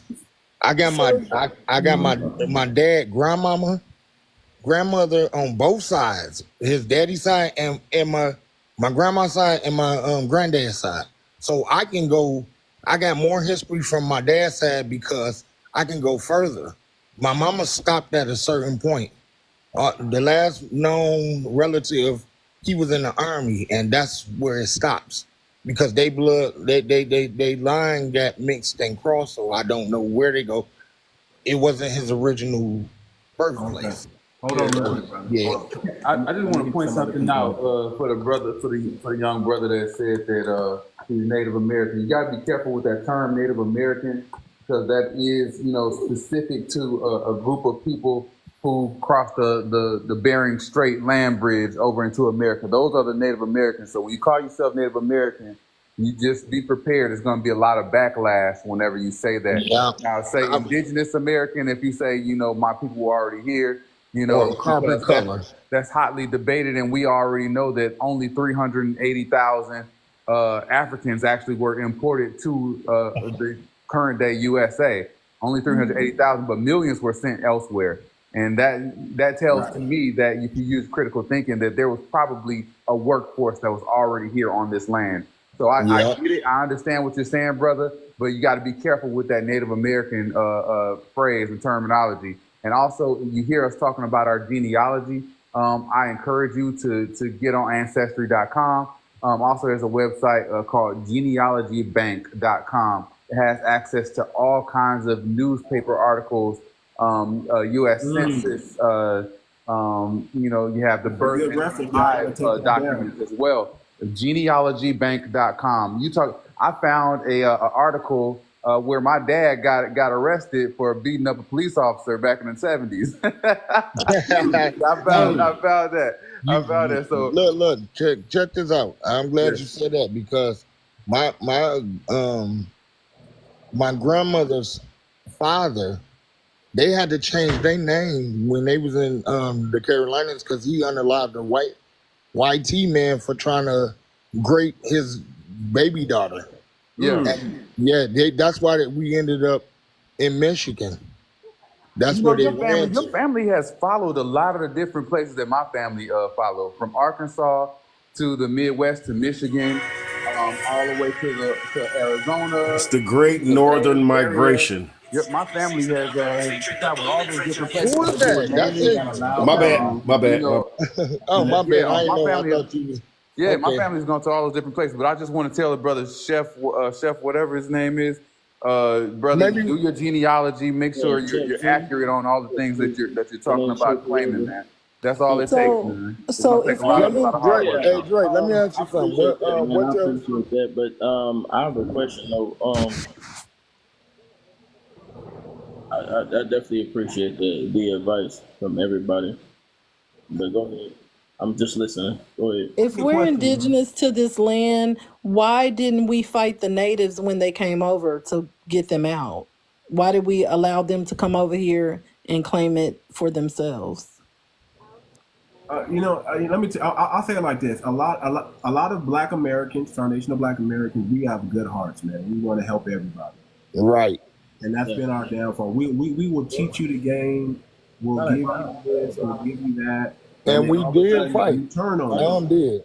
Yeah, we gonna fight too, but the problem is we let too many people into our culture. We don't. Yeah, we do. Even to this day, a lot of people do. That's why I said, if you ain't, and a sister was telling me earlier, stop calling yourself indigenous too, because they cut that word out into indigenous. Hold on real quick. Dreadhead, I'm on Genealogy Bank right now. I just typed in my last name and I got census all the way back to 1790.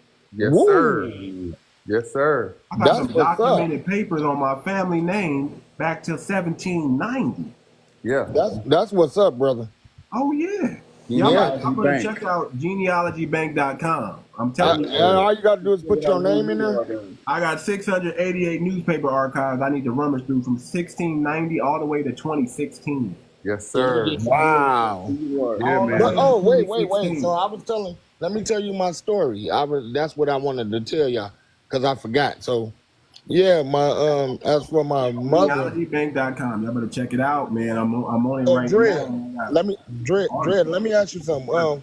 What part of Arkansas your people from? Prescott. Okay. My people from Little Rock and North Little Rock. Ouachita County, Nevada County, Redlands. Some of the small towns that people probably never heard of, Falcon. So those areas, man. Okay. Were either of you all close to the Arkansas 5 cats and kittens? I don't even know. I'm not sure. You got to educate me on that. Yeah. Can I add on right fast, y'all? Because she asked a question about the indigenous. So when you look up history, you will see that the indigenous that was POW, you know, and they was also on the plantations along with the Black and the African enslaved people. And you have to realize it's history. They had indigenous people here that they described was Black and dark skinned. It's all documentary. Those people that was enslaved on the same plantations, only 5 million of them was freed, and they don't even have the correct years of when they was freed or let go. And they did not get paid reparation, or they still pay taxes, and they was reclassified as Negroes. All this is documented, but I'm gonna go ahead and drop because I'm closer to my destination. But I'm listening, y'all. Well, drop me too much. Thanks for the information. Yeah. Do you guys agree that every human being started off in Africa, and when we traveled here hunting for food? Yes, that's what I was trying to say. Pangea was a real thing. Yes. Well, here's the thing: out of Africa is still a theory. It's still a theory. Yeah, because we don't.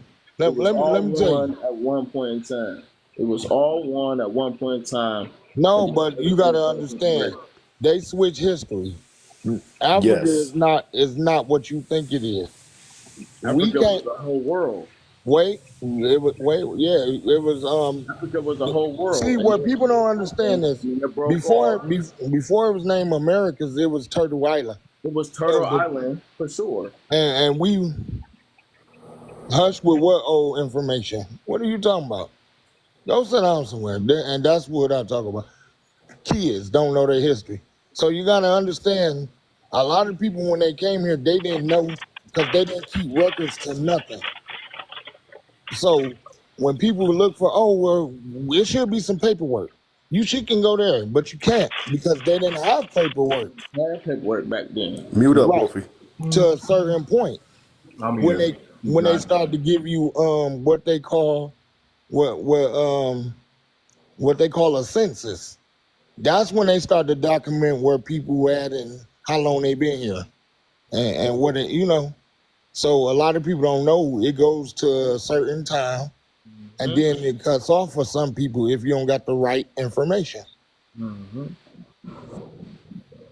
Right. So yeah, Absolutely. Now, this has been a great conversation about genealogy and all that, but I want to focus the conversation back to, because I don't want to hijack with the brothers' topics today. We talking about DEI and how, you know, it has or has not affected us. Right. I mean, it's a great conversation about genealogy, but let's get back to the topic, y'all.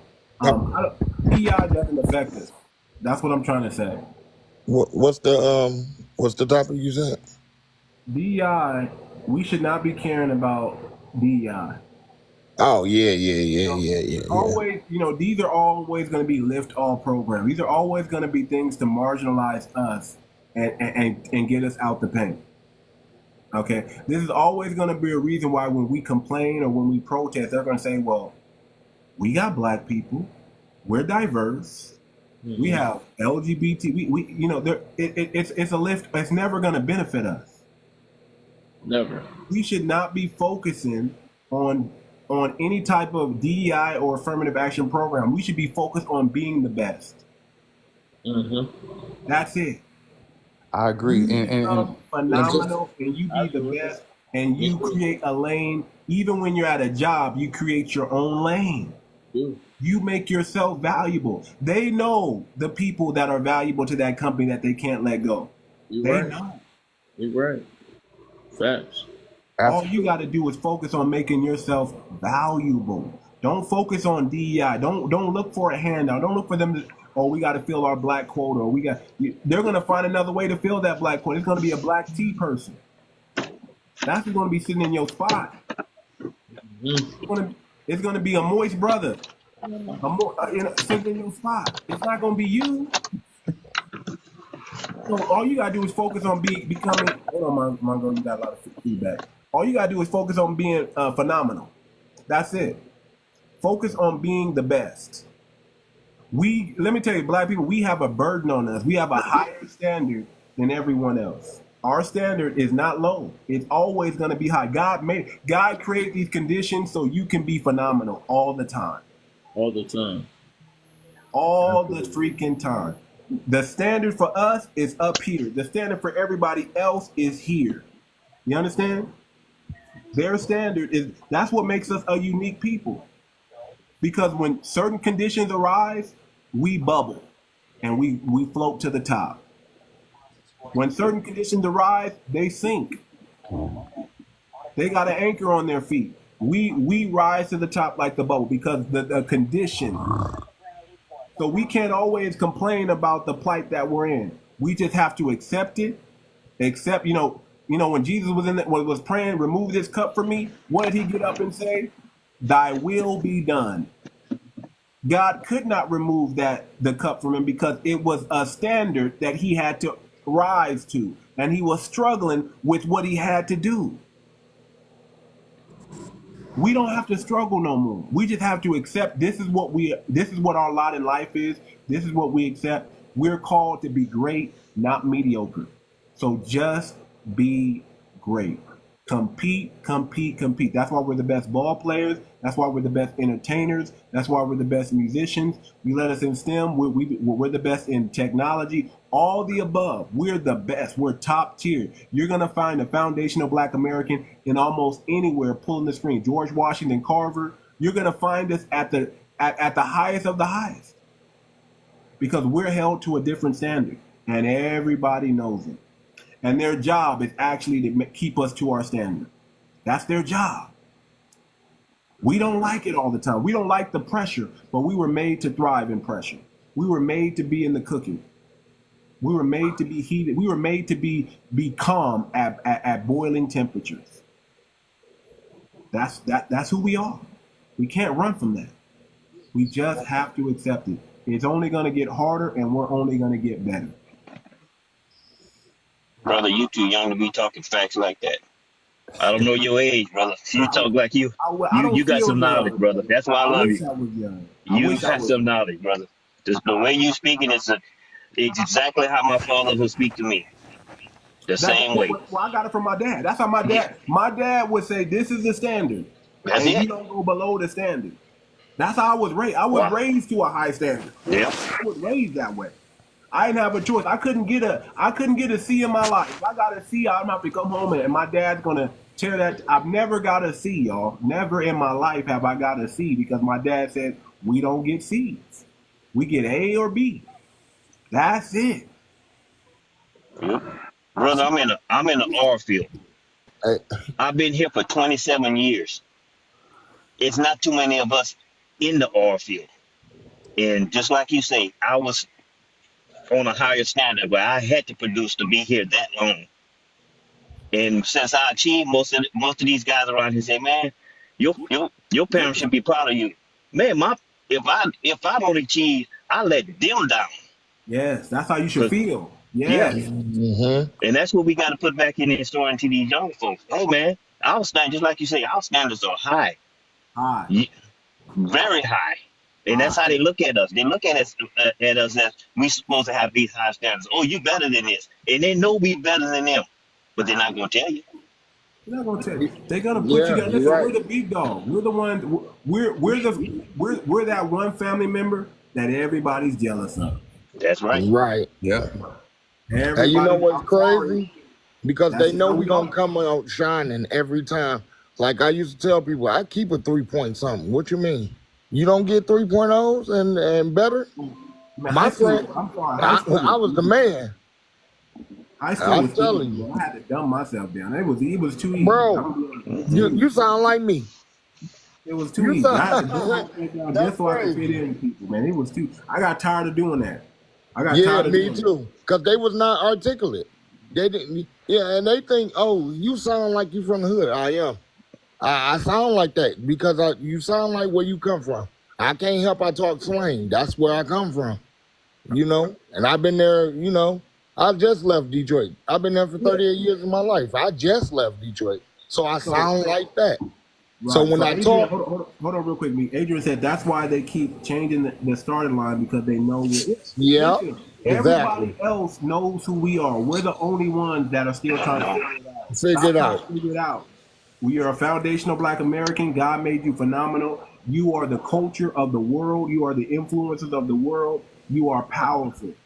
And everybody hates you. Listen, when the Bible talks about 1 can slay 1,000, 2 can slay 10,000, who do you think they talking about? Right. You're the only ones that they got to do 1v20 on. Mm-hmm. You're the only one they got to gang up on. They're never going to catch you by themselves. When you're by yourself, they're going to be humble. But when they got a crowd, they're going to be emboldened. And when they catch you by themselves, that's the only time they feel powerful, when they got numbers behind them. Yep. That's 100% for sure and true. I don't know about y'all. When I was in high school, I beat up like 3-4 dudes by myself. Right. You sound like me. By myself. Okay. That's crazy. When I was in high school, when I was 16 years old, I was coming back from football practice. This grown man tried to fight me. And I knocked him out. I put him to sleep on the curb. It went around the whole school. When I came back to school the next day, I was a celebrity overnight. No doubt. You knocked out a grown man, boy. You could have. What? I'm 16 years old. I beat up he pressed me. That was his mistake. That was his mistake on so many levels. I warned him. I said, listen, man, I don't want no problems. Leave me alone. I'm just coming back from football practice. He kept saying, this is Puerto Rico, G. This is Puerto Rico, G. He kept trying to bang on me, and I was like, all right, I'm about to give it to you. He just got me mad. And for the first time, I blacked out. And dude was laid out on the curb, and I just kept socking him in the face. And my boy Billy had to pull me up off of him. Like, you're gonna kill him. Get off of him. And then my other homeboy pulled up in the car and drove me home. But it went around the whole school, y'all. Nobody was messing with me. Okay? And then don't let me have my brother. My brother's 6'4". Man, if me and him together, it's a wrap. I'm 6 foot. My brother's 6'4". If me and him together, it's a wrap. We washing everybody. I don't care if there's 20, 30 people in that room. We washing everybody. Talking about Kane the Undertaker style. Everybody's getting washed. Everybody's getting washed. Okay, so when the Bible talks about the strength of us, you better find yourself in that history book, because that's what the Bible is, the history book of our people. You better know who you are.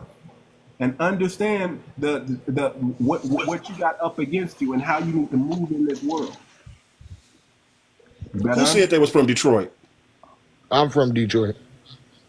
New York. Yeah, me too. East side. West side. That's what's up. What do you say? Physically, mentally, mentally, and productivity. Hold on, I gotta greet. Hold on, I gotta greet my Detroit brothers. What up, though? What up, though? What up, though? Indeed. Yeah, for sure. Indeed. But see, that's what I'm saying, y'all. That's why we should not be fearful of DEI. Now, now we about to switch. I'm about to get into some. We about to get into some building real quick in a minute. But I just want y'all to understand that DEI is nothing to be feared.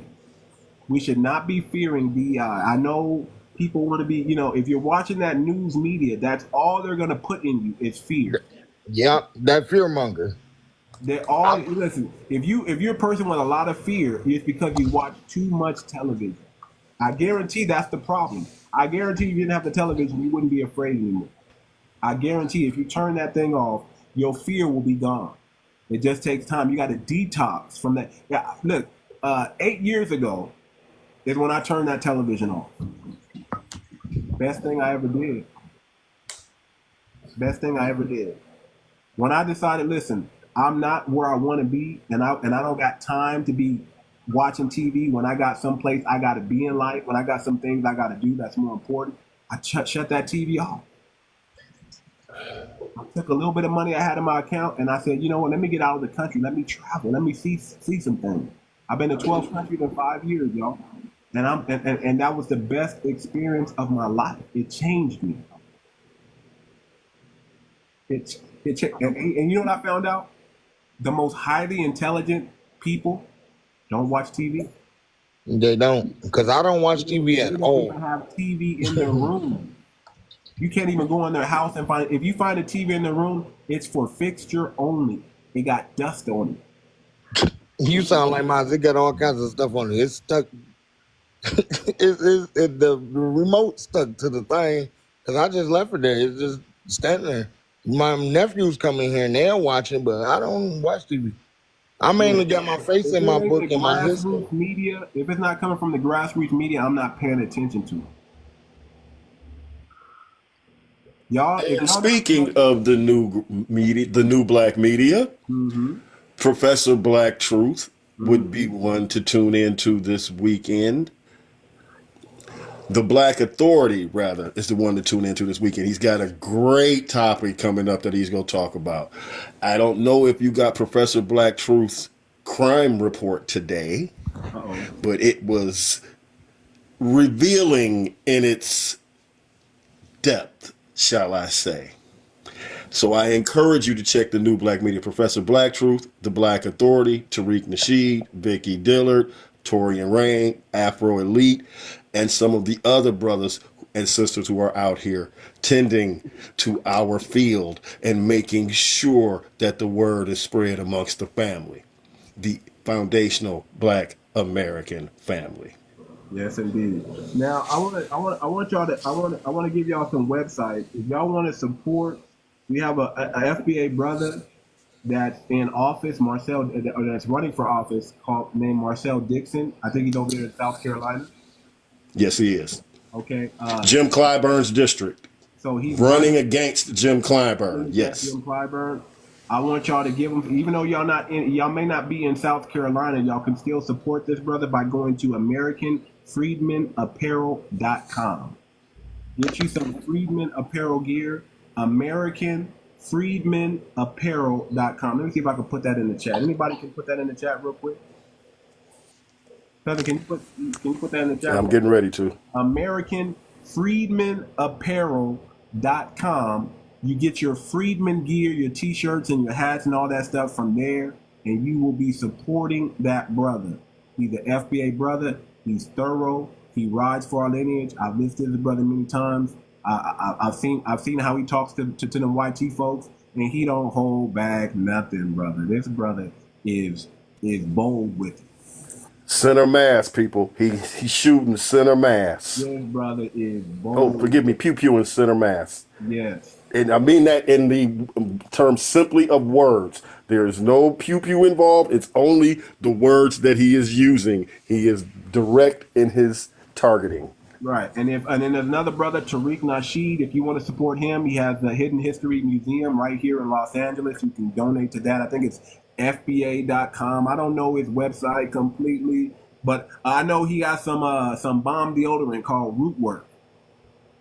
We got our own deodorant, y'all, called Rootwork.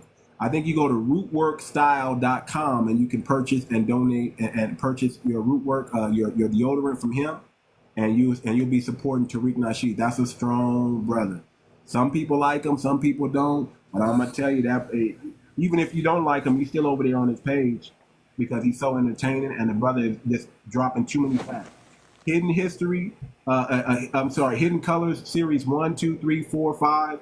Y'all need to get them. Y'all need to watch them. That's also 𝗤𝗏_nci𝘂𝘁𝗃. He does a lot of documentaries for our people, for our lineage. Buck breaking, everything. What's his last one? Y'all can also get Microphone Check is on Amazon. Y'all can buy the DVD, Microphone Check. It talks about the history of hip hop, the real origination of hip hop, and who created it. We did. And it combats all the lies out there that tell you Caribbeans had something to do with it, Africans had something to do with it, Puerto Ricans had something to do with it, Latinos had something to do with it. It combats all that and shuts it down. And if y'all remember just like 6-7 months ago, people were mad. They were mad when that documentary came out. They were mad. They were so mad they start lying. You got John Leguizamo over here lying about Latino history, and he's freaking Venezuelan. This brother, John Leguizamo, is a creep. Yeah, I love the TikTok. The delineation hurt them deeply because they they have no proof to refute anything that's being said. No, and then hold on. Go ahead. I would also like to add that the Black Authority has a couple of documentaries out if you want to check them out. One is 7 a.m. If you're interested in checking out the current state of foundational Black Americans, check 7 a.m.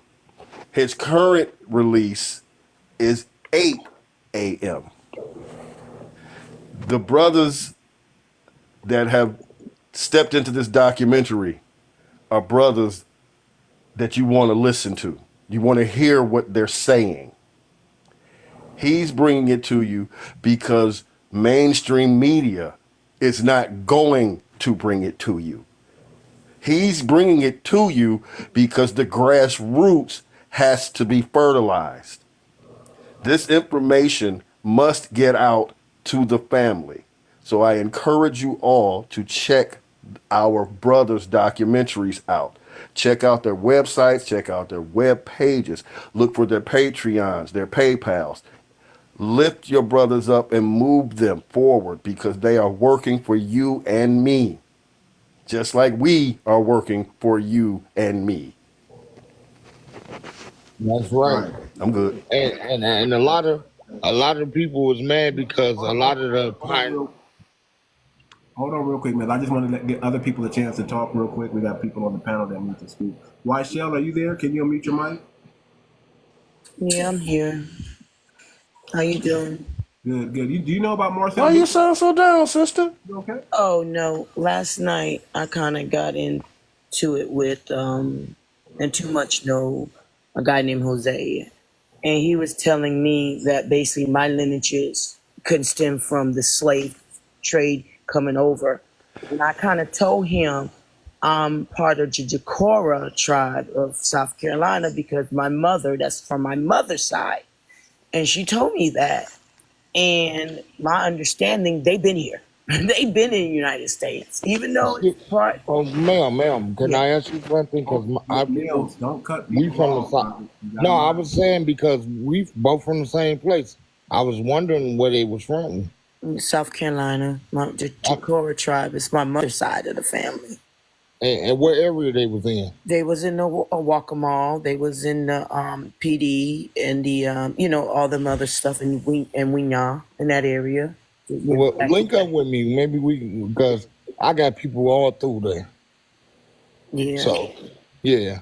So I was just telling him some things, and he was just talking about indigenous, right? And I was like, well, the tribe, and I was just like, I don't care what they will call me, whatever. And he kept spewing, you ignorant. And I'm like, well, you already know how. Call me, whatever. And he kept spewing, you ignorant. And I'm like, well, you already know how Jose talked too much anyway. So at the end of the day, I'm like, well, you came over on a slave ship. Okay. Maybe some of my family did, but then my mother's side is 𝗔𝗶𝗴𝗵𝘁𝘀𝘀𝗶cie Huh? Jose went there? Yeah, Jose went there. He's talking about you as one of them. And I say, look, I'm like, well, Jose, they've been coming at me, at the other.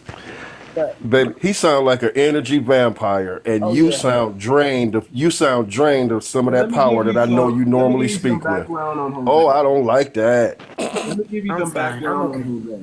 Jose is an Hispanic man who came over here. I don't know if he came over illegally or legally. I don't know how he still got his accent, so I'm assuming he came over illegal. And he was fortunate enough when he was 18 years old to find a phenomenal black woman to fall in love with. A phenomenal FBA woman. Now, why she's with this brother, why she loves this brother, I don't know. But she took that brother. She comes from a wealthy background, and he was definitely the poor migrant trying to get a job, trying to make things happen. And she bet on this brother and got this brother to a six-figure status, and now he thinks he's all that. Yeah. But everything to that phenomenal black woman who decided to put everything into him.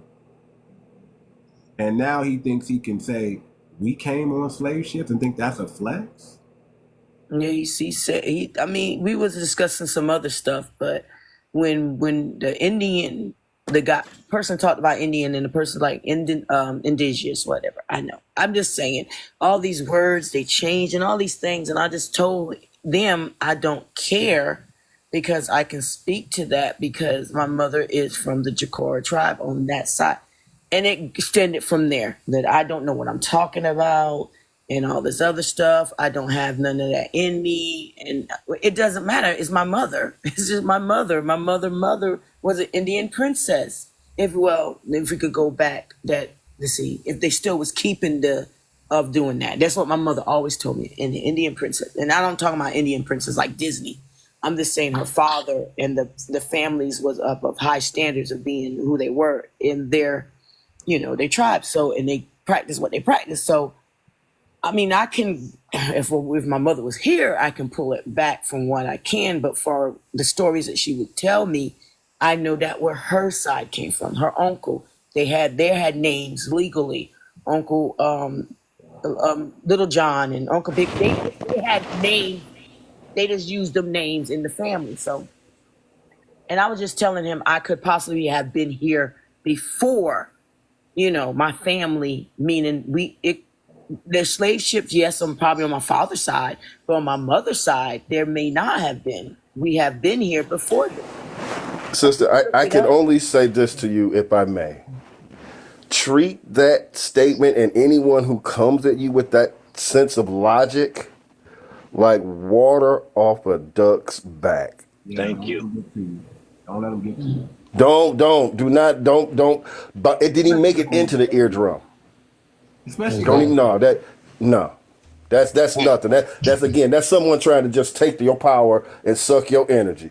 Now, I realize there may be other things happening, but you got to understand what that individual was trying to do to you.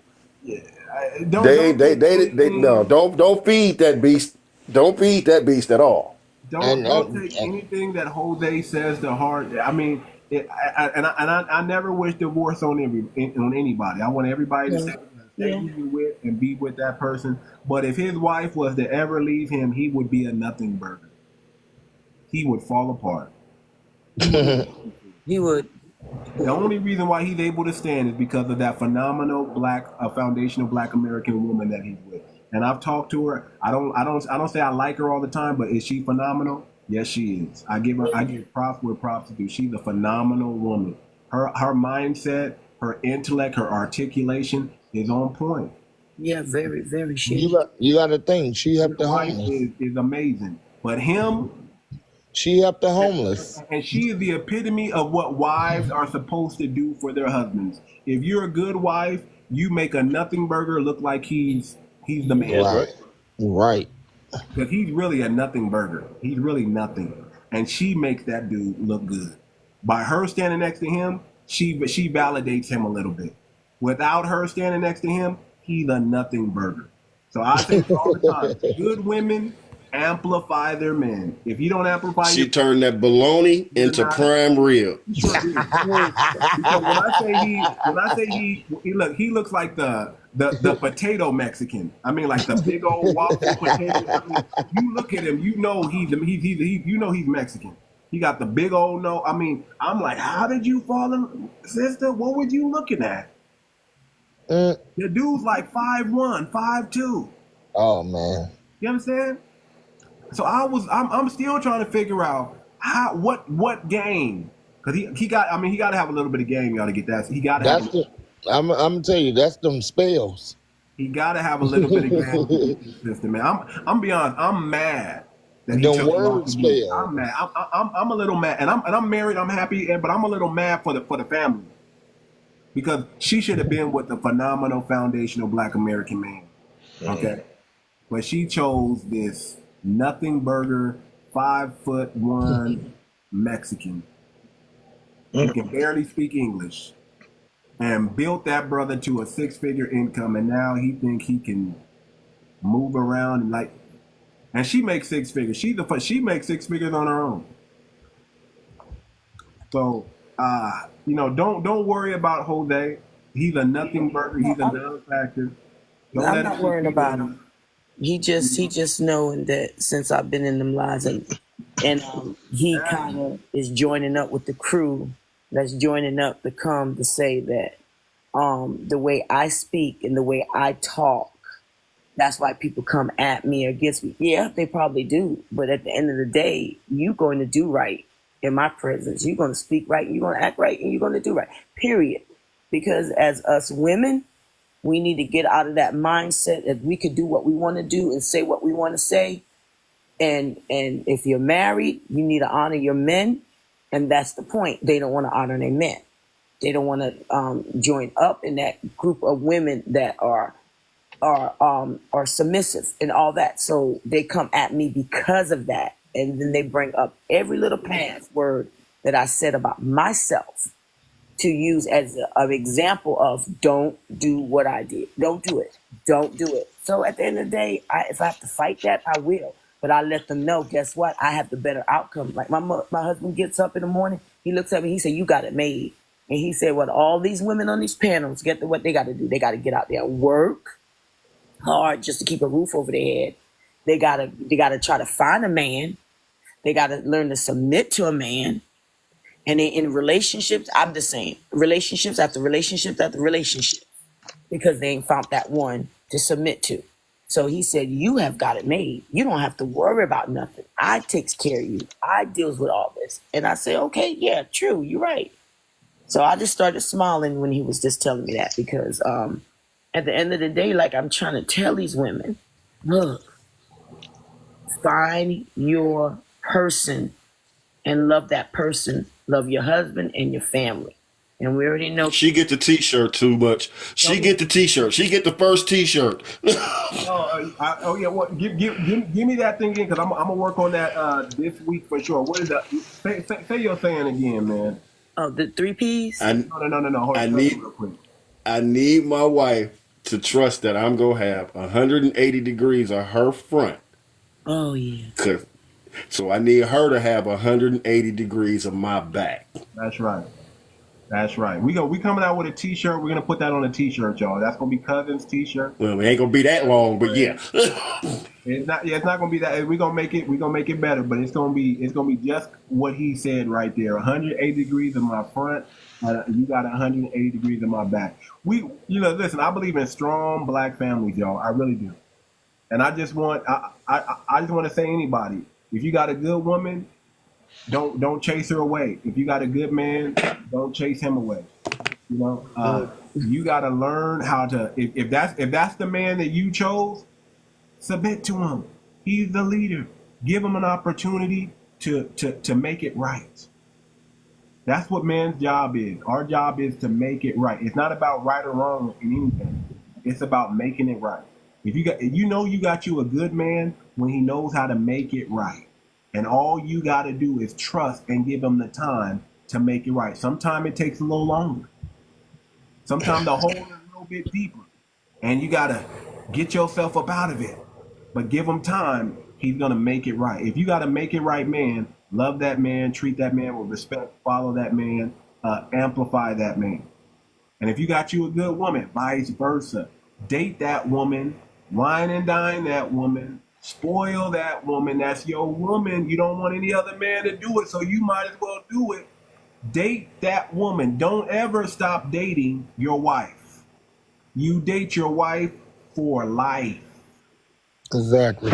Because you don't want to be in a smexless relationship. And how you get out of that smexless relationship, you better wine and dine that woman. You better surprise her.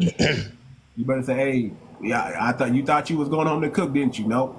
We're going out to this restaurant over here. We're going to eat over here. Oh, you thought you was just going home? Nope. We get your bag ready. We hopping on a plane. We got to get out of here. Get you some me time with your wife. That's not your roommate. That's not your buddy. That's not your pal. That's your wife. She's the only one that's gonna have your back, and you're the only one that's gonna have her front. So you better do it for her. Make it happen. Keep the love in the family going. Don't let it die out. Don't let it get stale. Don't let it get old. We ended our gender war, so there's no more gender war. Get with your woman and y'all get on the page and y'all go to the promised land together. That's what you got to do. So that's another sidebar topic for another time. We going to start doing our FBA love again, at least once or twice a month, because I know y'all want that. I know y'all need to hear that. So we're going to start bringing that back. But here's the thing. I want to switch gears. I want to switch gears into forming and planning of FBA businesses. Okay, in about the next 10 minutes, I'm going to switch it to subscribers only. Okay, for subscribers. So you guys can still listen in, but you won't be able to comment. But I'm about to switch it to subscribers only. So if you want to comment and you want to get in on what we're doing, this is only for the subscribers, only people who support this channel. We're going to create a FBA product and put it on the marketplace, and we're going to sell it. So we're gonna this is how we're gonna do it. Let me say it like this. We're going to form a team. We have 12 people right now.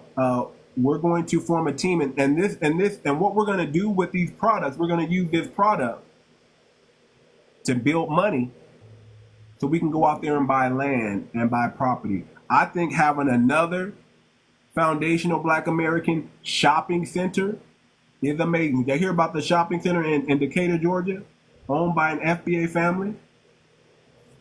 They got a shopping center. I think that's something that we need more of, those FBA shopping centers. FBA grocery store. We need our own nail and hair salons. What else can be in this shopping center, y'all? Give me some ideas. What else can we put in these shops? A CPA? Shoes. Shoe store. Shoe store. What else can be in this shopping center? Barbershop, hair salon, all that can be all together. What if we start buying up shopping centers? Toys. Hey, hold on. And one thing I've learned, don't put it all in one place. Spread it out. That way they can't destroy it. Spread it out. No, that's the whole point of the shopping centers, to have it in a central location, but well secured, well protected. That's what the point of the shopping center. The idea of the group, the church over there in the backwoods where everybody go to. Yeah, no, that's not gonna happen no more. Yeah. Okay. We need more holistic. We need more healers and holistic people that is trusted in the Black community that are not scammers. Right. We need another Dr. Sebi. Where is our Dr. Sebi people at? We need to start supporting our Dr. Sebi. Listen, I love Dr. Sebi, man. I met Dr. Sebi. That brother shook my hand. That brother talked to me. Man, that brother told me, you want to walk? And I believed him. And man, but he was too expensive. He said, man, I got this concoction. It's going to cost you $2,000 a month. And I walked away sad because I couldn't afford it. I was like 26, 27, 28, something around there. And I could not afford $2,000. How old are you, brother? I'm 44. I'm 45. I'm just 1 year older than you.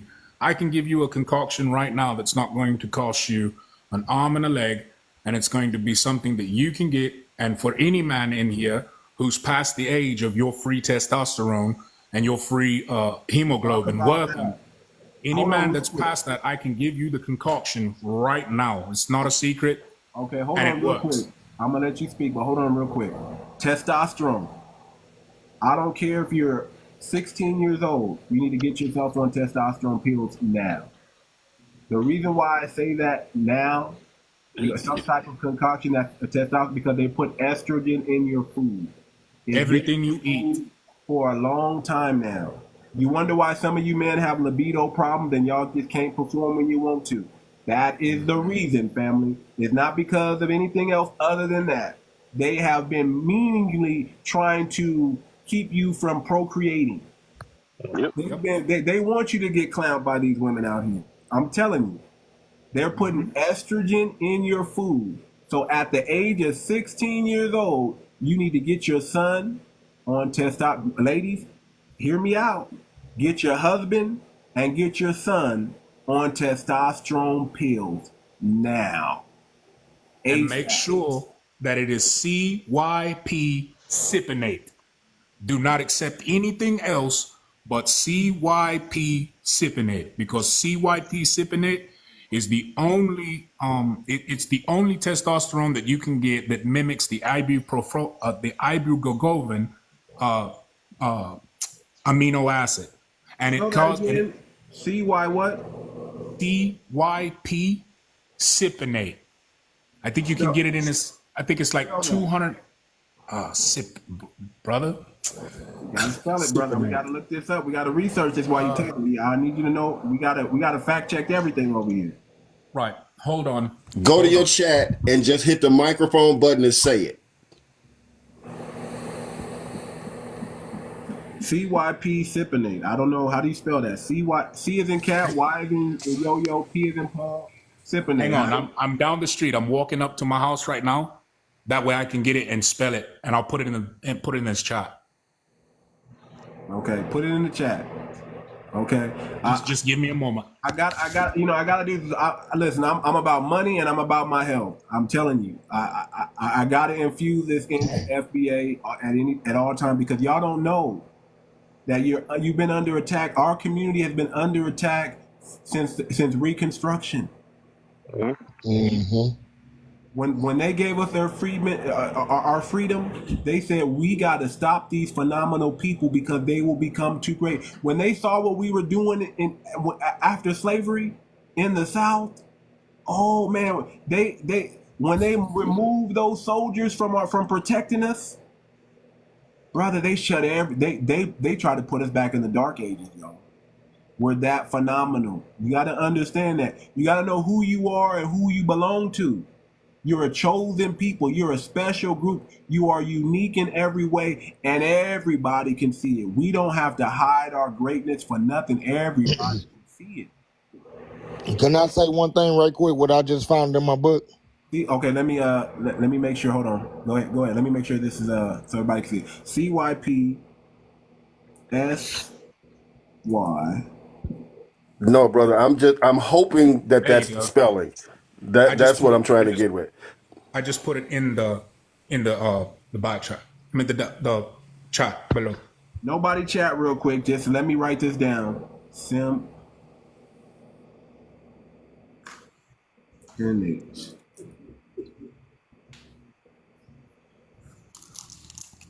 𝗖𝗄𝗏𝗏. Okay, it keeps coming up with cytochrome P450. What is that? Hold on. Nothing's coming up under that, brother. It's man, I wish I could. I don't have enough followers to go on the camera. I can actually show it to you. They're injections. One of the main reasons why I wouldn't do the peel is because, like you were talking about the estrogen earlier, in those peels, a lot of those peels, the outer coating that they use to make those peels have a lot of soy product added to it, and the soy is supposed to be able to it's supposed to coat your stomach to where it doesn't give you leaky gut or mess with the liner of your stomach. But the soy is actually what has the high values of estrogen in it. As a black man, no black man should be eating soy anything. Correct. I looked on the line. I found it. You found 𝗖𝗂_𝘁𝗂𝘁? Because I haven't found it. I'm gonna see if I can send you the link. All right, send me the link. Just send me the link, and I'll check it out. I'll check it after the show. Wait a minute. Isn't Moon Goat a pharmacist or has access to pharmacy? Oh, you know why? Because I spelled it wrong. There you go. Maybe if I spell it right. Yeah, I put it in the chat. My sister-in-law is. I can check on all of that. Okay, I wrote it down also. Okay, look, there we go. I can't. There you go. Okay, there. I had two. I had cis simping. It kind of sounds like simp, don't it? Like if you don't want to be a simp, you better take these pills. Right. Have that kind of idea to it. You need that masculinity, man. Your masculinity gives you power. This is how it's really spelled. I got it right here. It's a prodrug of testosterone and it's an androgen anabolic androgenic steroid it is an agonist of the androgen receptor. Testosterone simpinate is converted by the body to testosterone that has both androgenic effects and anabolic. Okay, it's a steroid. Yes, but it's a healthy steroid. It's not like Astrodol. It's not like androstenedione. It's not like bull testosterone. It's none of that. What it is an actual. It's a receptor. So it's almost it's like not a performance enhancer in any way. Yeah, it's not a performance enhancer. It goes in and it connects to your own. So what if let me give you like this. What if an athlete was to take this? Would they get in trouble? Yes. They wouldn't get in trouble. Yeah, they'll still get in trouble. Okay. Unless they can show proof of low test or low T or a hormonal imbalance. If you're caught taking this without a hormonal imbalance, it is a federal crime. But it's easy once you hit the ages of 40. What are the side effects? The side effects are going to be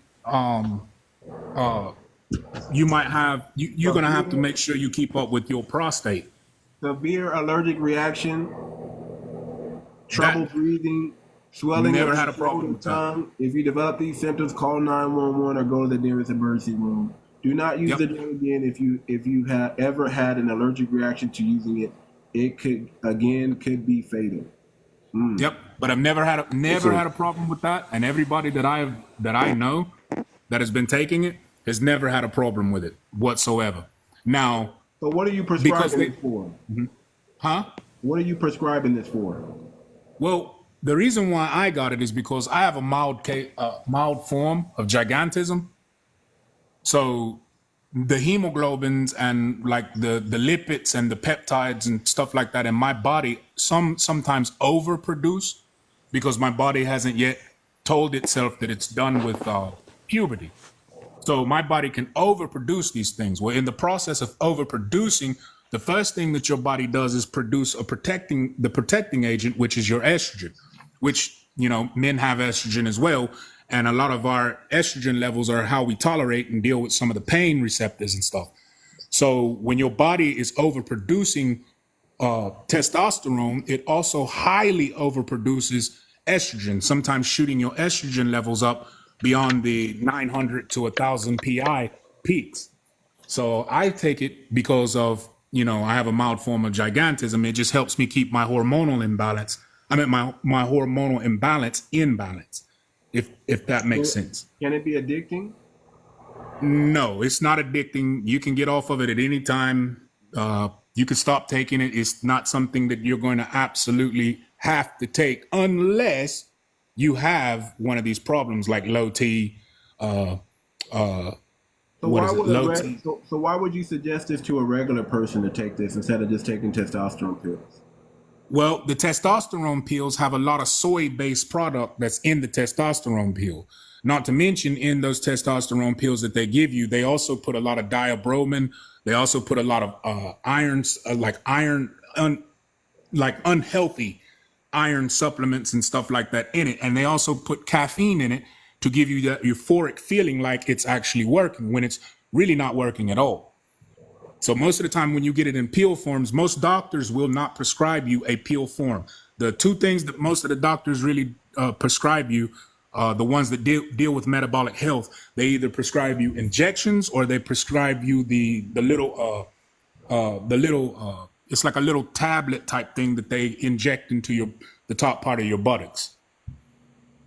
Okay, I don't think nobody wants. I mean, I had roommates that did steroids. I used to watch them inject each other in the butt. You know, they would do that stuff to play football. These were these white boys from Texas, and yeah. Well, that's real steroids, though. That's not medically. That's steroids that somebody is sitting at home. You can literally make steroids at home. You know, all you have to do is get the chemical compounds for it, and you can put this stuff together at home. This stuff is actually in a medical lab. It's pharmaceutical advised and FDA approved. Okay. Do not you're gonna have to have a doctor give it to you. You know, if you get it any other way without a doctor, you're going to prison for a very long time. TikTok, this is for educational purposes only. Educational purposes only, TikTok. Yes, indeed. This is for educational purpose only. We're not suggesting anybody go out and get this on their own. And the side effects is in because we love TikTok. Yeah, we love TikTok. Right. F1. F1, baby. We love TikTok shop. TikTok shop right now, people. Start spamming TikTok shop right now. And check out the side effects. Check out the side effects. I'll put them in there. I love TikTok shop. Just spam that. F1. Yeah, normally the way side effects work is if it's somebody that doesn't need it, right? If you don't need it, if you go to a doctor and you get your hormone levels checked, if that doctor sees that your testosterone is lower than your estrogen level or your testosterone is mainline producing, they're going to suggest to you hormone therapy. The hormone therapy is 𝗖𝗍𝗶 cypionate. I love TikTok. For a man. TikTok. All right. That's what they're going to suggest. We're going to get off this 𝗖𝗍𝗶 simp. If you don't want it, we're going to get off that for a minute. Michelle, you got your hand raised real quick, Michelle. Okay, so my thing is why you just can't eat the things that that will give you testosterone. Well, I was getting ready to get to that. I was just going to give him the stack that I myself use, have personally researched myself first, but then I was going to get to the rest of the supplements and stuff that I use and take, which are natural. It's just hard to get your hands on some of it because the United States, every time they figure out that something is working and Big Pharma can't control it, they usually try to get it off the market as quickly as they can or make it hard for you to get it. Well, you can't stop with just the regular garlic, regular onions. I forgot. The green leafy vegetables. Them things you can't. I mean, you can grow them and eat them because that's exactly what my husband does here. And because he had some trouble with his prostate a while back, that they wanted to. They couldn't. First of all, they couldn't find it. Second of all, when they found whatever, it's a long story. When they did, they tried to do this, that, because the number was too high. So he started doing soursop for educational purposes only TikTok, and he started doing a number of other things. And then he went to his doctors and found out it's still high, but yet there's nothing there. Meaning there's no sign of anything. So they battling with that, so he just started eating leafy green vegetables. I mean, he's a rabbit here. He's a rabbit. I don't have to. He don't hardly eat no meat anymore. So he is like, should I cook today? Should I not cook? So it's like he does garlic every day.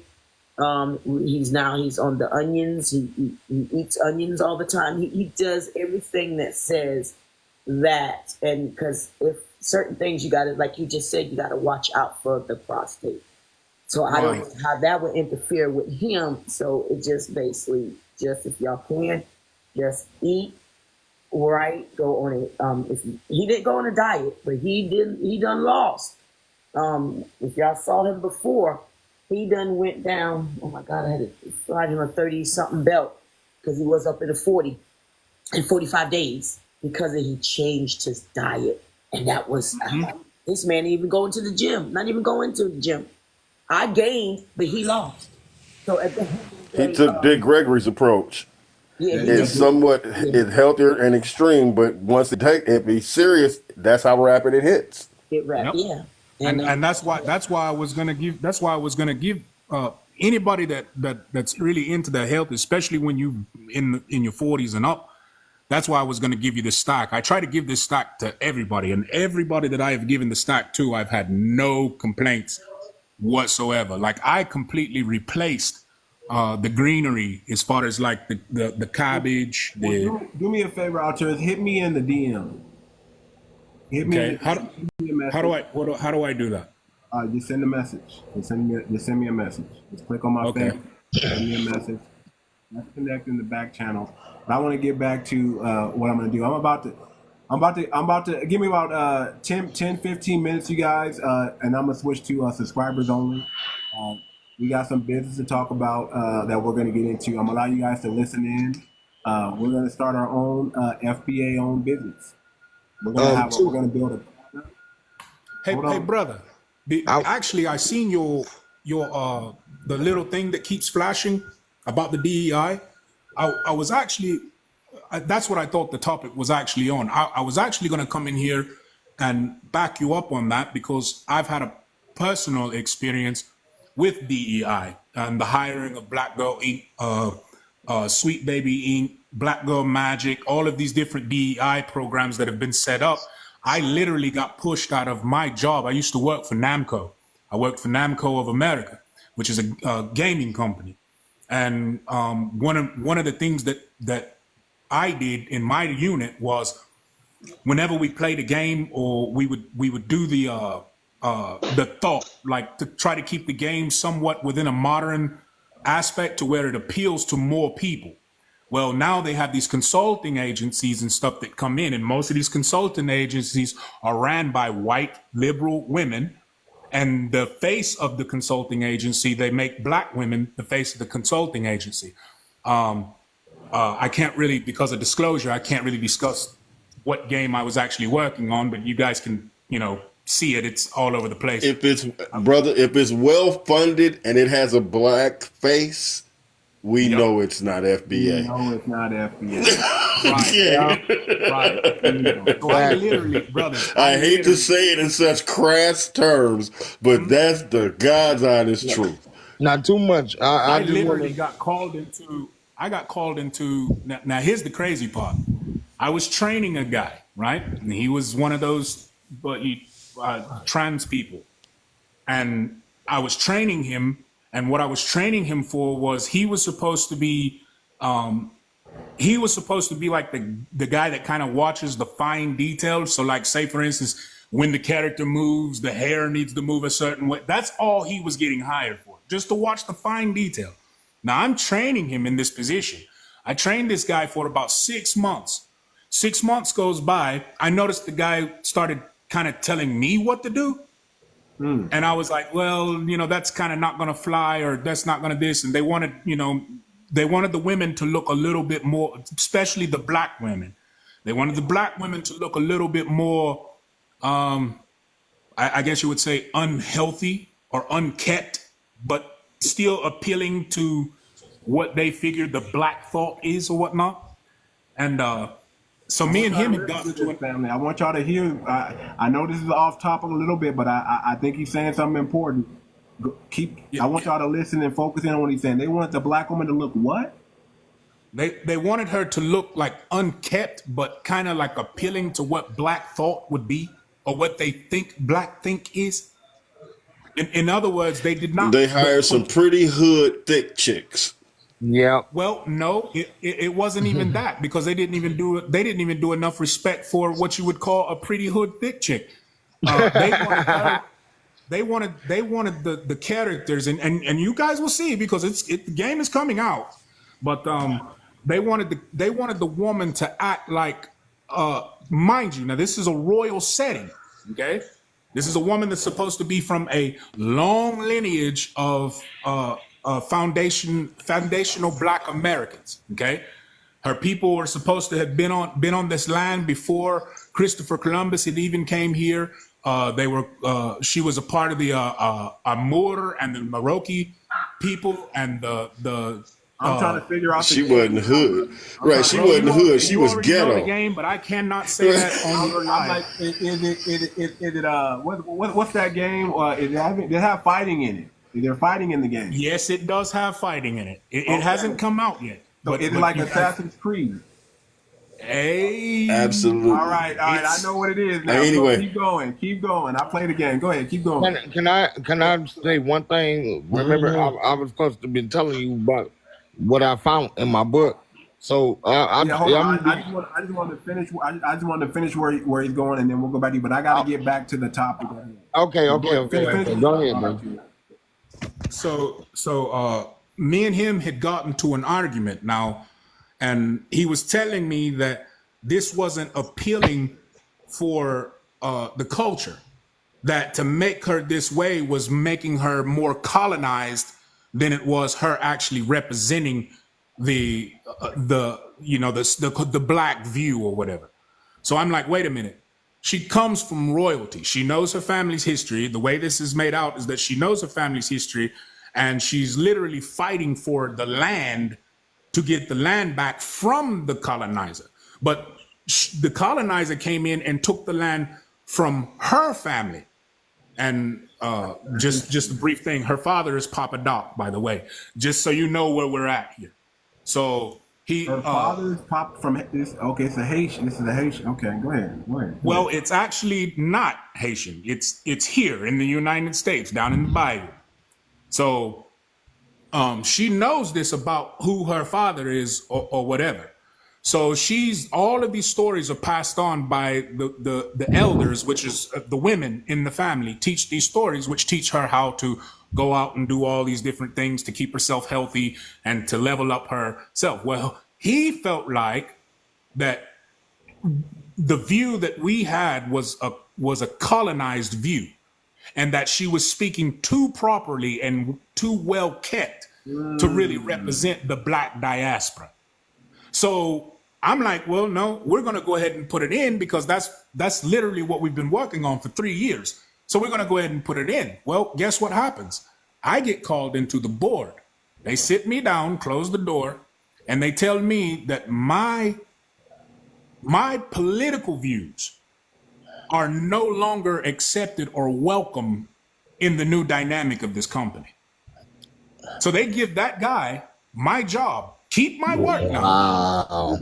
They keep, Yeah, they keep my work. Now look, they still have to pay me for the time that I put on it, but guess what they don't? They don't have to pay me the future interest. No future money. You cut off from all of that. Allegedly, I'm not 100% sure, but allegedly it has something to do with Ubisoft and Assassin's Creed. Allegedly.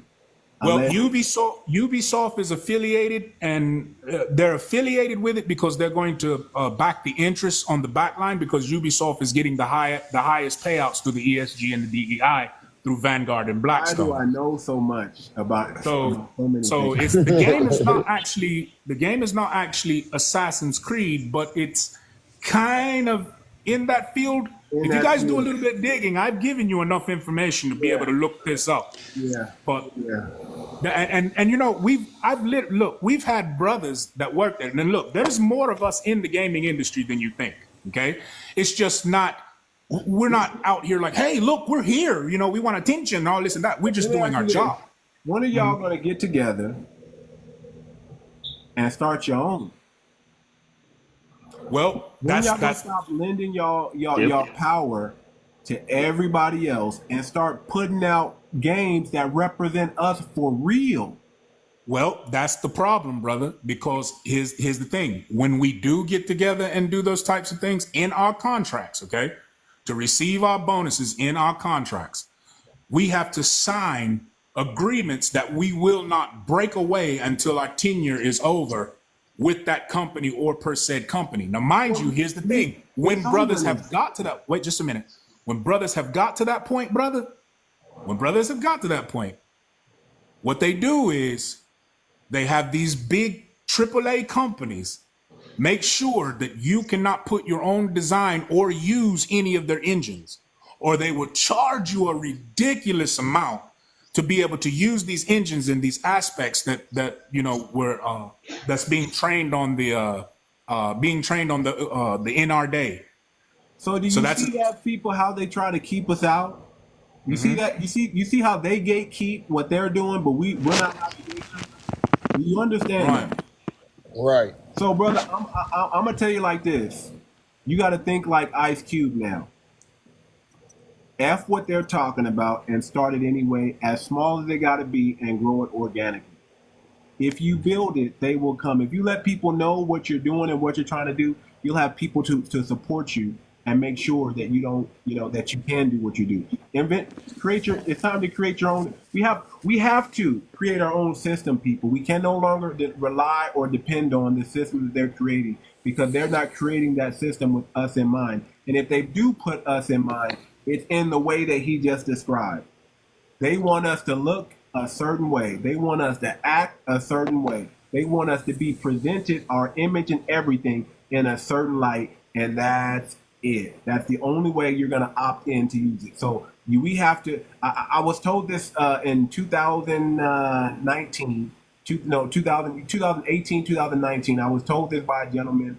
What's his name? He called himself something rich. I should remember his name. I really like this brother, but he was just so much of an introvert that I thought, and non-charismatic, that I didn't pay attention to him. But he came across and said, "You can't trust. You believe he starts saying stuff. You believe Oprah's a billionaire?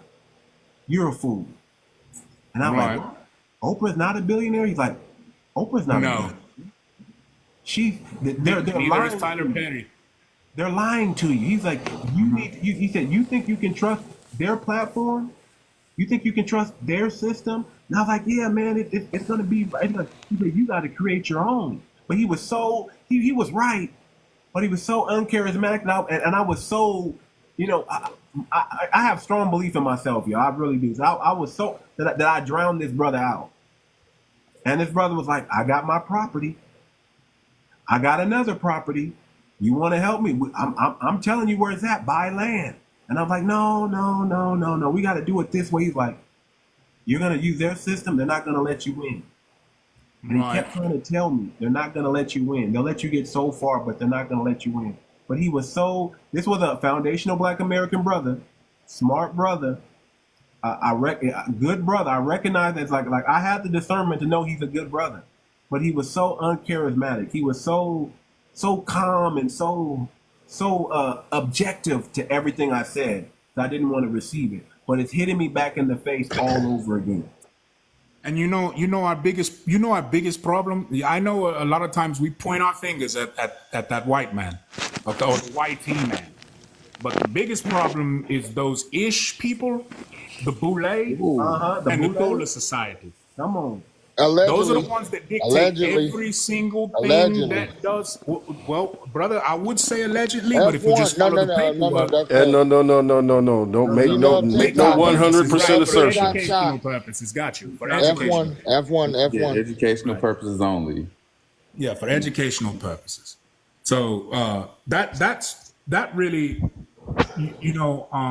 I was offered a membership, but what I seen didn't really. It didn't vibe with you. Yeah, let me say it like this, brother, because me and Too Much are almost in the same line with this one. You go find you another FBA in another company, and then you go find you one other FBA in a third company, and you three guys with your skill sets, start your own company. Go to, what is the startup? What's the thing they go to where they listen? We're doing a startup company. Are you talking about Shark Tank? Kickstart. There you go. Kickstart. Yeah. Go run out there and tell them this is what we're doing. This is where we at. This is our experience. These are the things we've had to do, and we're doing this. You do that at the grassroots level in the FBA family, and you will find the support that you need. But as long as you are too, well, I hate to say it, afraid to take this chance and meet us halfway across the bridge, we're standing out here just sitting like, well, there's really nothing more we can do. I'm going to give you some advice. How do you say your name, sir? Alteres. I'm going to give you some advice, brother. It's time, brother. You got it. If you don't start it, nobody's going to do it. You got to go do it. You got to get off. You got to opt out. And then you gotta force everybody to opt in to what you're doing. If you hearing this in this panel, it's meant for you to hear. And you gotta opt in to what you're doing.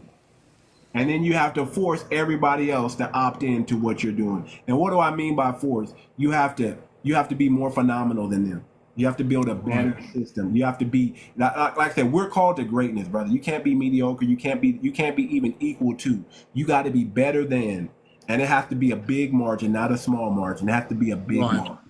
So you have to go back to the drawing board like everybody else, and you have to perfect. If it's not perfect, don't put it out. Right. It has to be top standard, and it has to beat everybody else off to where they have to buy. They have to get what you got. They have to get on what you're doing. And now you control the rules. And then you got to protect yourself because they're coming after you. Billionaires are going to come after you. Right. They're gonna shut you down. And you just got to protect yourself. When you got to get prayed up, you got to get you some grandmothers. Go back to the grandmothers and say, I need you to pray, because they know how to pray. They know how to pray and get God to move and move right now. You got to get those grandmothers to start praying over you, anointing you, and get it going. Yeah, I'm in agreement with that. You can't be detoured. You have to be great. You're called to greatness, and God won't even accept your mediocrity. He won't even accept your gift if it's less than great. That's the way our God works. If it's not the first fruits, he don't want it. Yeah, you're right. Understand that. That's what you got to do, brother. You gotta go back to the drawing table, and you gotta build it from scratch. And you gotta get your brothers, and you gotta build it with them. And we can no longer opt into this society. We have to opt out and then build our own within this thing that they can't break. That they can't. You gotta get to a point where they can't cancel you, where they shut your bank account off and you still got money coming in. Right.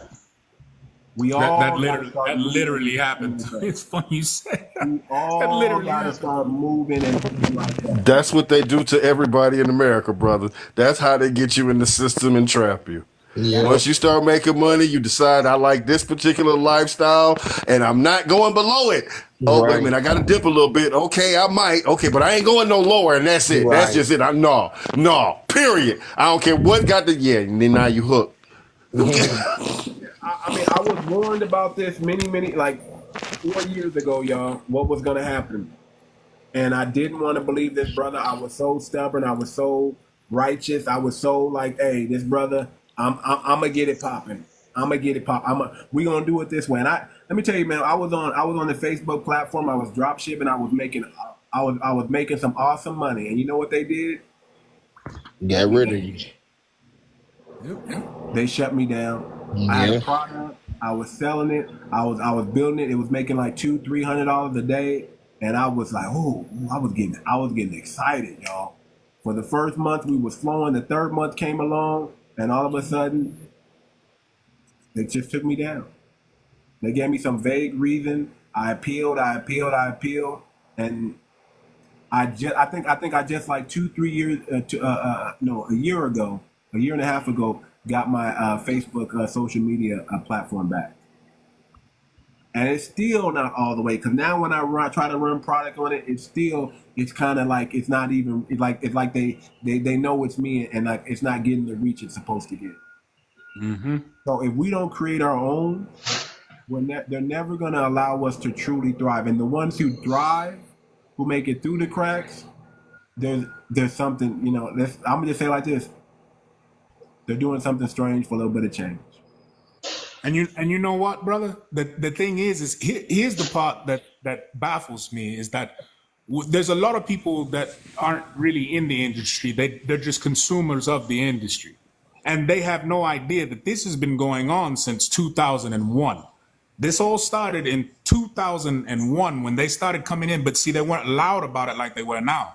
When I was telling you about how they shut my account down now, I can say this. You know, I helped work on Assassin's Creed.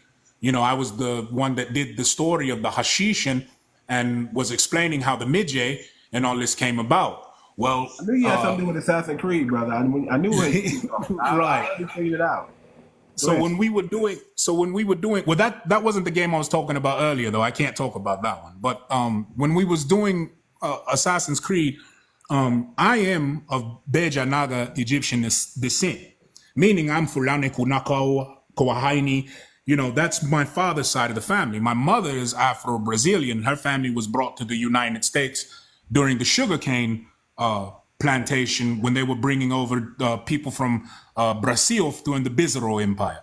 So they had me working on the game. It was me and two other guys. One of them was an Arab. Well, the Arab guy got mad because he did not want the Egyptians depicted as black people.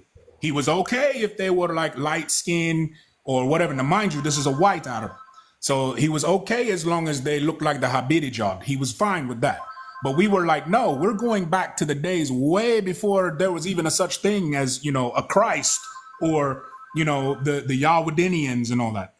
These were black people. These were people who were extremely dark skinned. Now, Egypt had a mixed culture when it was called Ang. It had a very mixed culture, but there was no such thing as what we see as YT today. That was not around. When that came about, that was something different for the people to witness something like that, of people of that color, because they was wondering, how do these people survive in these types of climates? So, you know, that was when Ubisoft wanted to keep things authentic. So there was a huge discrepancy with making Khafra, which is the first builder of the pyramids. There was a huge discrepancy with making him a black man, which Khafra was black as coal. He was dark as night. He was from Kush. So whenever we pitched it and we were like, you know, we're going to put this in there, and we're going to leave it in, when we're not taking it out. There was like a unit that stuck along with me. So underline production, whenever you're doing the binary code for it, we left the code in there, where when the game came out, it was unchangeable. You'd have to literally mod the game to be able to change that. Bro, I woke up one morning, went to go get myself a coffee, went to go click my card. It didn't work. My card was declined. Now, mind you, I just got paid. My card was declined. I was like, wait a minute, something's not right. So when I noticed that my accounts kept telling me that, you know, my power bill wasn't paid, my rent wasn't paid, because I had it all set up on a plan. And I'm like, wait, I know I have the money in there. So when I go look at my account, do you know that my account had the money in it, but it said that my account was being held and that I would be submitted to a proper board to be able to talk to about discrepancies that were made in the way that the game was designed. So I go back to talk to them, bro. It took me 1.5 years for them to give me my money. Now look, they only had to pay me half of what it was, and my 401k that they were matching, everything that they matched, they kept. And only gave me what I put in there. So this stuff's been going on for a very long time. Wow. Did they threaten your immigration status by any chance? No, they couldn't threaten my immigration status because, like I said, my mother is a citizen here. I was born. Okay. That's fine. I was just wondering if there was pressure, brother. That's all. Bro, I know what you're talking about. What they did threaten is they did threaten my private security. They did threaten that, like as far as my estate. They threatened that because I don't put anything in my name. I either put it in an EIN or I put it in my estate. I don't own anything to protect it. So they did threaten me because they couldn't come after me as a personal individual, which is nothing more than a business in legalese. They couldn't come after me as a personal individual. So they did want to go after the estate, but they couldn't threaten the immigration status because I was actually born here in the United States as a private citizen. Okay. Okay, I got you. All right. Listen, man, this was good information. You know, it went a little longer than I wanted to go, but I just wanted the family to hear some of the things that's going on. We got to get back to the business at hand. I'm going to go ahead and switch it over to subscriber chat only. We're going to talk a little business. Yeah, that's amazing. So we're gonna talk a little business, but I want y'all to look at something real quick. I just looked up Henrietta Lacks. Y'all know who Henrietta Lacks is? Anybody know who Henrietta Lacks is? Yes, sir. Yes. Best known as the source of cells that, you know, she has these indestructible. She's a foundational Black American woman with indestructible cells. I want y'all to read up on that. It's on biography.com. But I also want you to look if you scroll down. Hey, bro, I ain't gonna say you a youngin', bro. Just, you know. Hold on real quick, brother. If you scroll down from Henrietta Lacks, I want y'all to be appalled by this. When you scroll down under Black History, you know what they have under Black History? What? They have freaking Kamala Harris. Oh, hell no. They have Donald Glover next to her. They got Martin Luther King. They got Wally Amos. They got Ray Charles. They got Whoopi Goldberg, Stevie Wonder. Under Black History, y'all, they got Kamala freaking Harris. That's wild.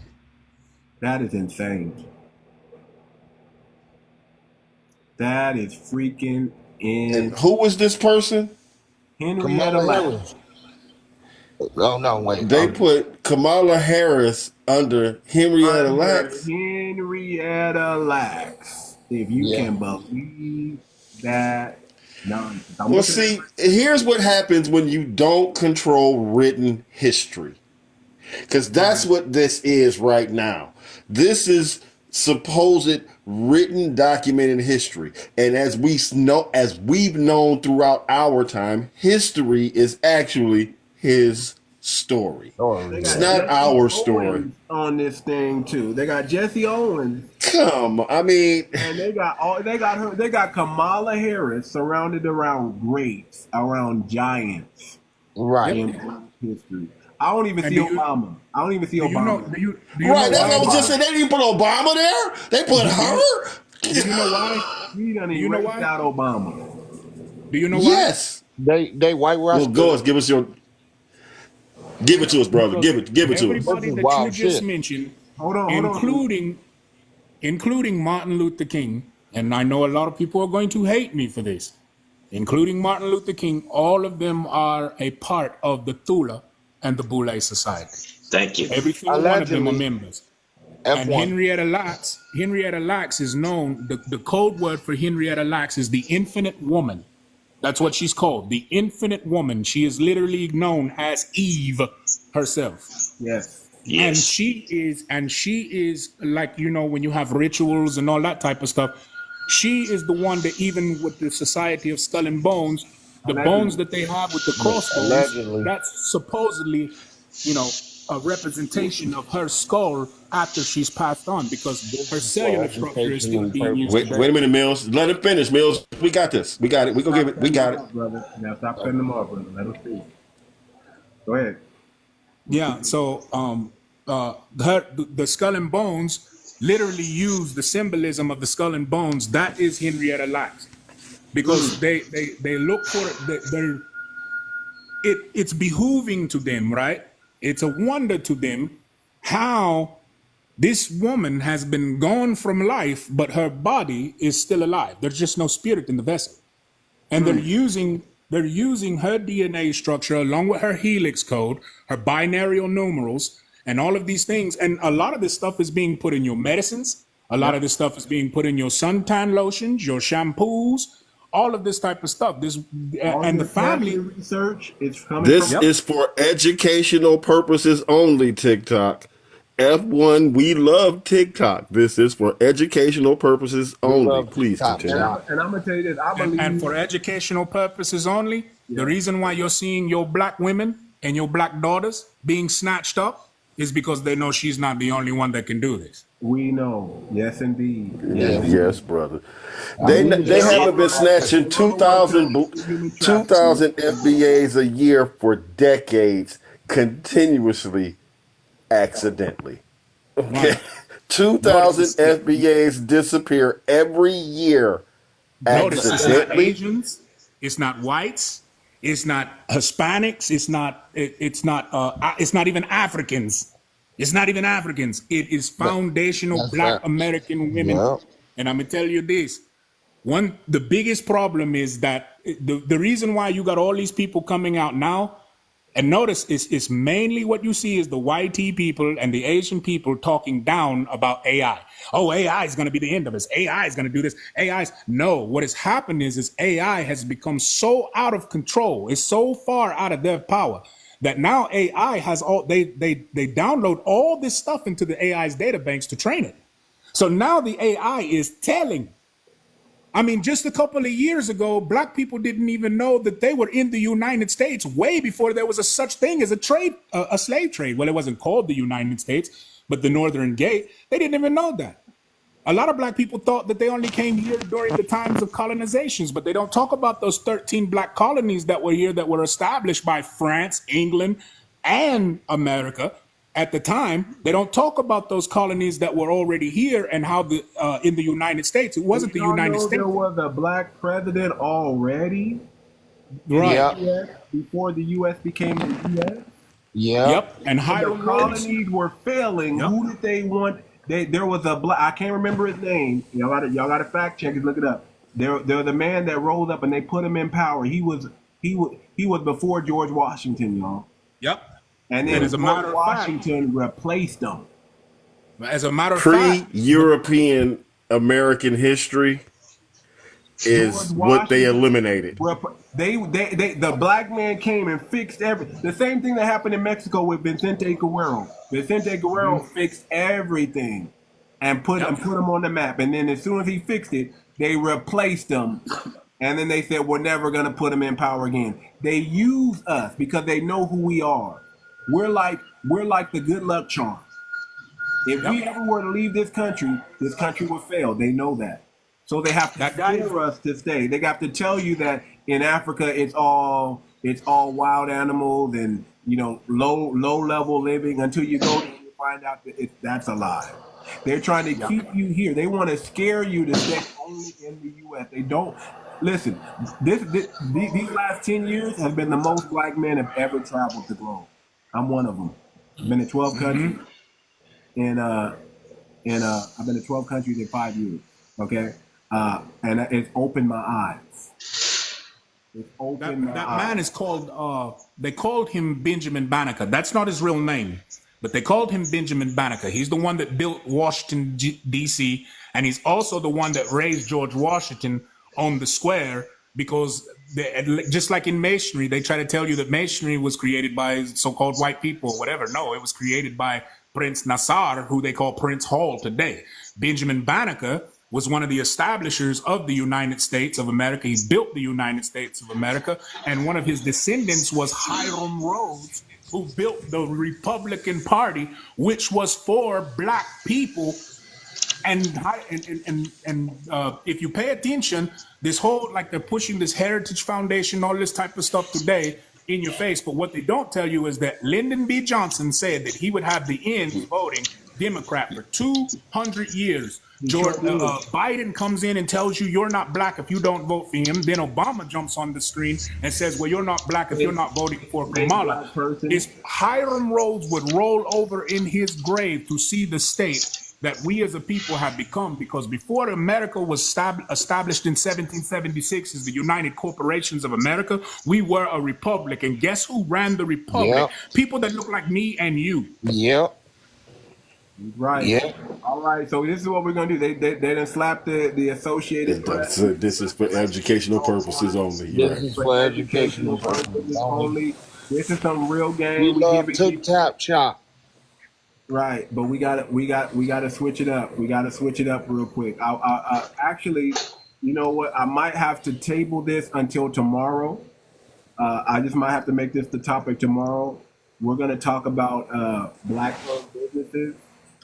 Forgive me, family. I wanted to, we went a little bit longer than I wanted to go. I wanted to put it on subscribers only for the longest time already, and I wanted to talk about black-owned businesses and what we're gonna do. I'll give you guys just a little tidbit of what we're gonna be doing. Those who are subscribed and supporting the channel, we're going to be building our own black product from scratch. We're gonna team up in groups of 5, and we're gonna have many different black businesses. I think 25 or 12 on one product. I think that's a little bit too much. I want to make it so that it's profitable for everybody. Everybody's gonna have assignments of what they need to do and how they're gonna keep up with it. But we're going to create a black-owned business, and we're gonna create a product that's gonna be competitive on the market that everybody's gonna want, and everybody's gonna come behind and support. We're going to source it out. We're going to form teams of 5. We're going to identify and validate product data. We're going to develop a business plan. We're going to talk about securing funding and pulling our own resources together in doing this. And we're going to take it out of the talking stage, and we're going to show you our power. Exactly. Show you who we are and what we can do. Those who are subscribed to the channel, we're doing that tomorrow. So tomorrow, I wanted to fit it in today. We went a little longer than I wanted to go. I allowed some things to go on, and I apologize for that. But I thought it was needed for the family. Oh, he got flagged. Yeah, he got flagged. Yeah. That's the thing, brother. Yeah, I apologize, bro. Too much knowledge. When they give the game, when you start giving out the game like that, not like it. Brother, get you a backup account. I want you back up in here, brother, tomorrow, and we're gonna talk a little bit about that. But we're gonna get back on the business trip, because we got to start. We got to start thinking about making money. We got to start thinking about supporting black-owned business. I want y'all to understand that Black Friday and Cyber Monday is coming. This is not for you to be a part of the economy. This is for you. This is for you to support black-owned businesses. That's what this is for. Do not go out there and spend your money with them. Only spend your money with FBA. Go out. I don't care if you got to drive 100 miles. Go support black-owned. Here in California, in Crenshaw, we have our black-owned grocery store. Go check it out. If you're in California, if you're in the Los Angeles area, if you're even in the Inland Empire area, if you're in Riverside County even, if you're in San Diego County even, take your butt, get on the road, drive to the Crenshaw district, and go check out the very own black-owned grocery store and get all your shopping done. If there's a way for them to deliver it to you, do that. I don't care. Just support. Can I say one thing? Go ahead, real quick. They do have one in Detroit on the east side. They have a black-owned grocery store that sits there in the what's the name district? I can't think of the name of it, but it's in the Find out and come back and let us know. I'll let y'all know. Okay, let me say this right quick then, family. I'm going to have something coming out next week where you ain't got to do nothing except check a website. Ooh. Now, if moving too much for y'all, if moving out the house is too much for y'all, I got you. All right. We gotta get this brother up out of, get this troll account up out of here. Let me block you. You don't think I know what you're trying to do, brother? Your mama's cheeks. And to see that person he was speaking up early before he got bumped, you look on a $2 bill. He's on a $2 bill, the backside of the $2 bill, sitting in the grandstand. Right, the black president, the former black president. Benjamin Banneker. Yeah. Okay. Listen, man. Y'all don't know that they've been hiding who we are for the longest. Yep. We were the brothers that came over with no piercings, no tattoos, no body marks that you see today on a lot of these African brothers. We're not them. They knew who we were, and they paid top dollar to get us. Why? Because we had certain skills for building a nation. And that's exactly what they needed. Yep. They needed people to come here and build a nation. And they needed to force us to do it. You understand? We are a unique people. We're not like everybody else. We're not like everybody else. I need y'all to really understand that. You are phenomenal. Do not listen. Listen, I be seeing these brothers walk around and talk about they got learning disabilities. They ain't got no damn learning disabilities. No. And you built to win. These brothers are phenomenal people, and it's sad that their belief they just drizzle down their belief so small that they believe they gotta learn. Man, these people They tried to label me. You hear me? They tried to label me. I know, but I played them. At 5 years old, they tried to label me, tried to get me to go to these whatever you want to call it, where they want to play with your brain and this happened, do this. Nah, you ain't about to play me like that. That white tea lady got mad. I said, I'm not about to play your game. At 5, I've been telling her, this ain't that. You know, I was in special ed a month later. Yeah. Listen. They did me the same. But listen, I used to have a stuttering problem. Okay, Okay, they put me in special ed. I had to go. You know when they go beep. Yeah. You gotta raise your hand. Beep. You gotta raise both hands. I did all. Yeah. I was in the class with the dude with the helmet in like kindergarten, first grade. Okay, and it took a foundational Black American woman who knew there was nothing wrong with me and said, "You better put this boy in general population." And when I got to general population, I didn't know how to act, and I got in trouble. I was in the principal's office because I didn't know what to do. I had so much I couldn't believe it. I'm with the regular folks.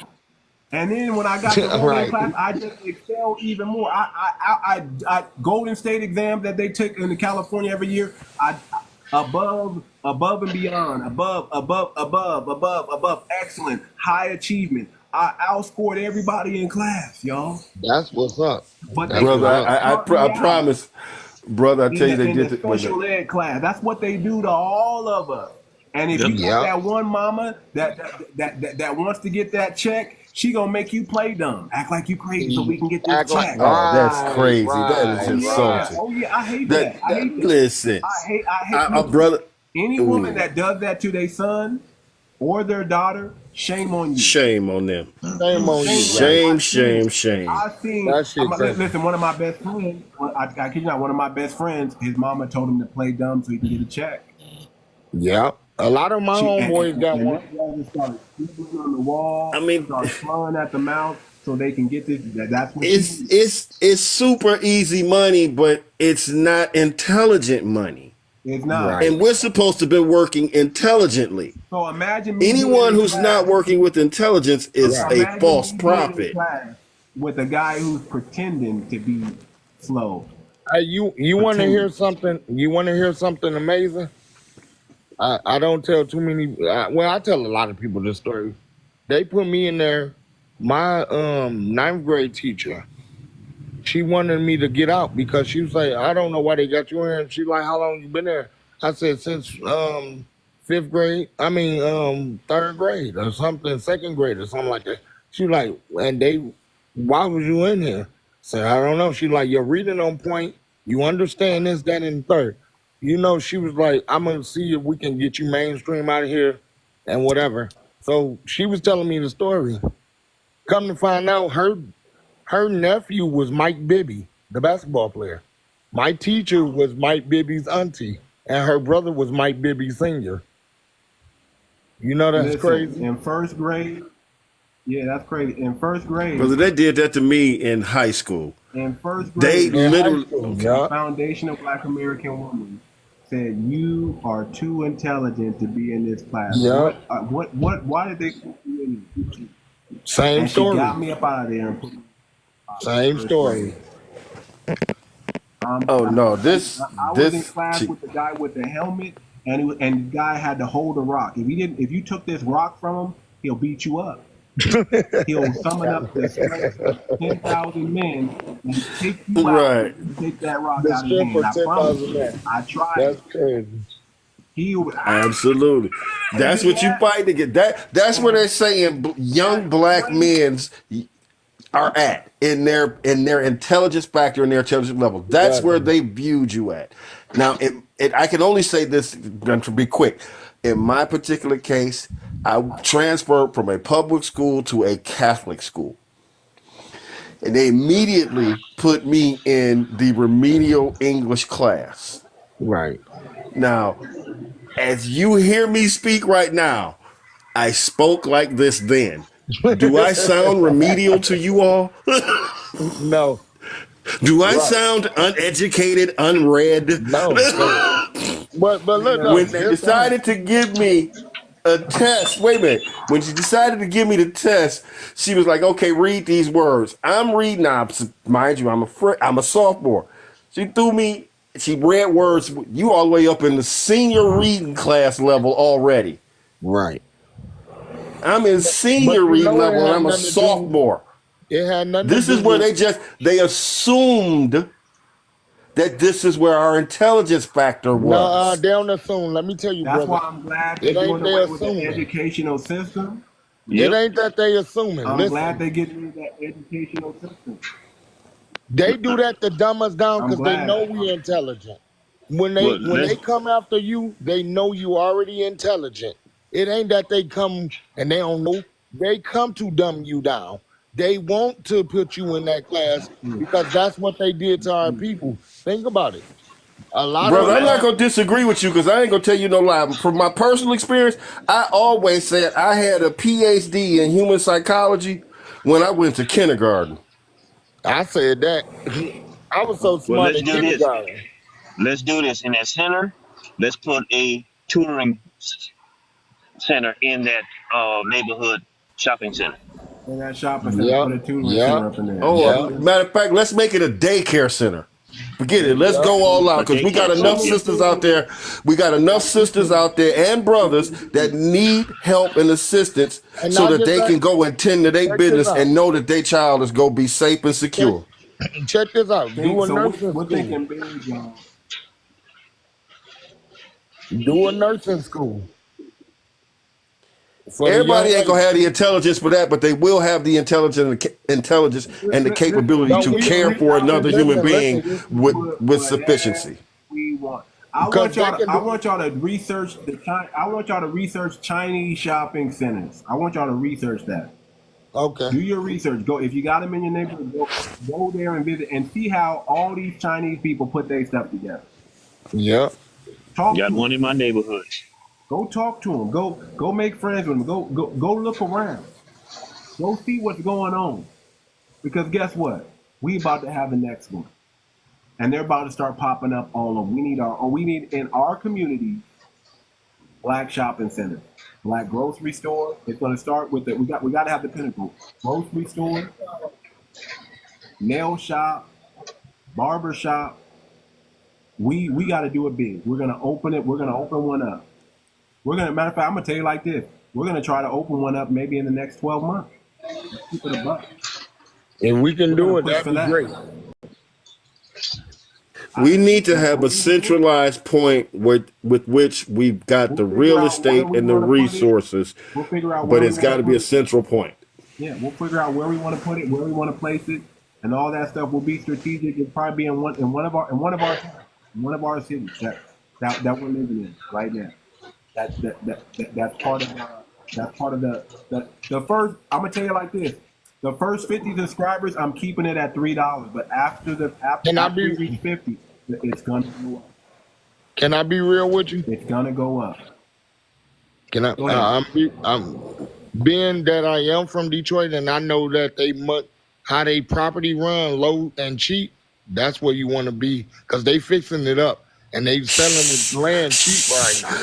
Oh, my bad. Damn! What the? God, didn't I tell you I was from Detroit?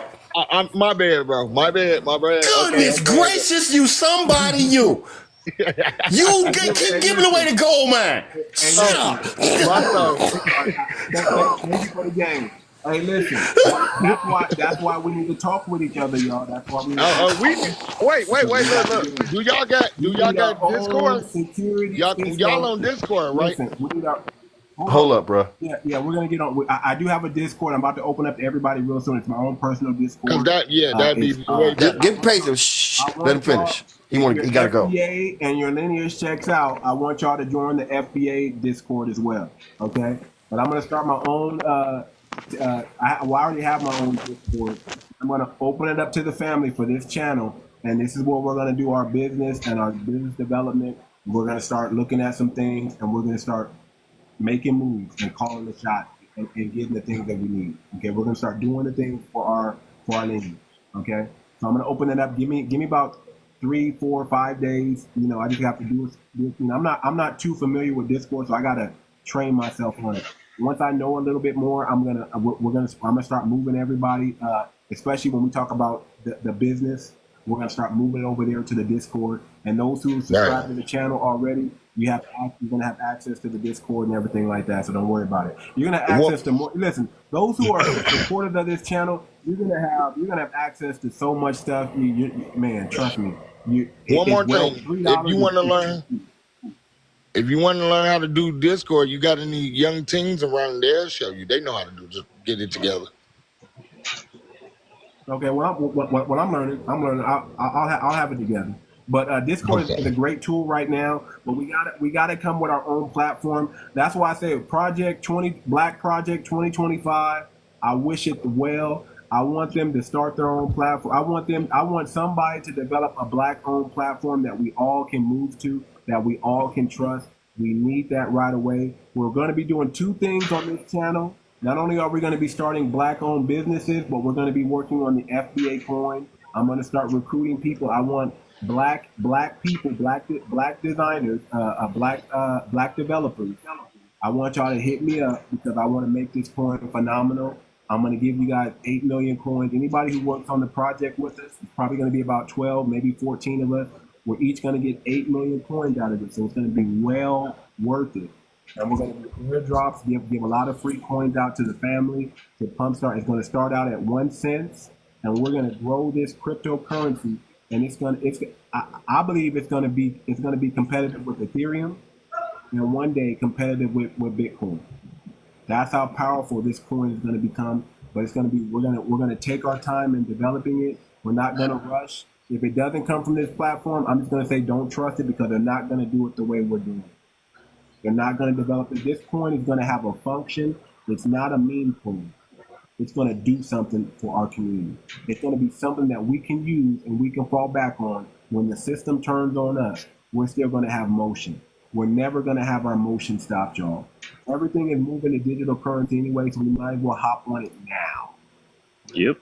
Exactly. Might as well hop on it now and get it cracking and get everybody in the family on board. Now, even though it's for foundational Black Americans, that don't mean that other people aren't going to get it and aren't going to buy it and things like that. We're going to make probably going to have like 1 billion and at the most 2 billion coins, and that's it. And that's it. So I'm encouraging, you guys who are listening to this channel, you guys are going to be at the ground floor when it takes off. And you always want to be at the ground floor. You always want to be at the be at the gold tier level. I'm sorry. Be at the platinum tier level. Yeah. Don't be at the bronze tier level. Yeah. Those who develop the coin, you're going to be set. I'm going to say those who help with developing the coin, you're going to be set. You're going to be set. You're going to be set. You're going to at least be in the millions, at least. I'm trying to be that. At least.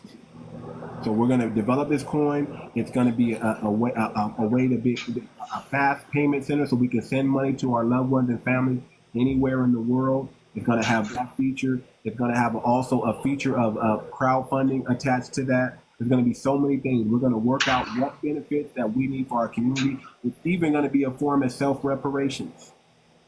Okay, it's even going to be a form of self-reparation. You gift your child this coin when they're a child. By the time they're 18, that coin should be worth enough money where they can do something, get motion going. You're not going to have to start. It's going to be a way to transfer wealth. Okay, it's gonna be phenomenal. So you guys got to work with us and stick with us. We're going to be doing some phenomenal things. I'm a certified and becoming a certified herbalist. Okay, we need y'all. We need more herbalists and more holistic people in our community that we trust, because we're moving away from pharmaceutical and that drug program that just keeps us sick. We're moving away from that. So we encourage more people. We need more Dr. Sabi, especially in the foundational Black American community. Okay, we need them. So I want to encourage the family, if I may, to do not forget the new Black media, Professor Black Truth, 𝗔𝗯𝗂𝘁𝗂𝘁, the Black Authority, Vicky Diller, Tori and Rain, Afro Elite. These brothers and sisters are out there hyping and pushing us up and making us stay on code, or keeping us on code. These brothers and sisters are out there working for us. Support your brothers and sisters.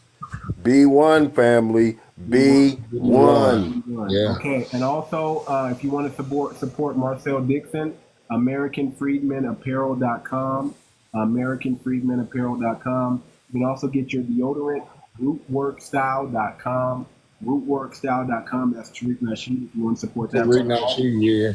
I already can get mine.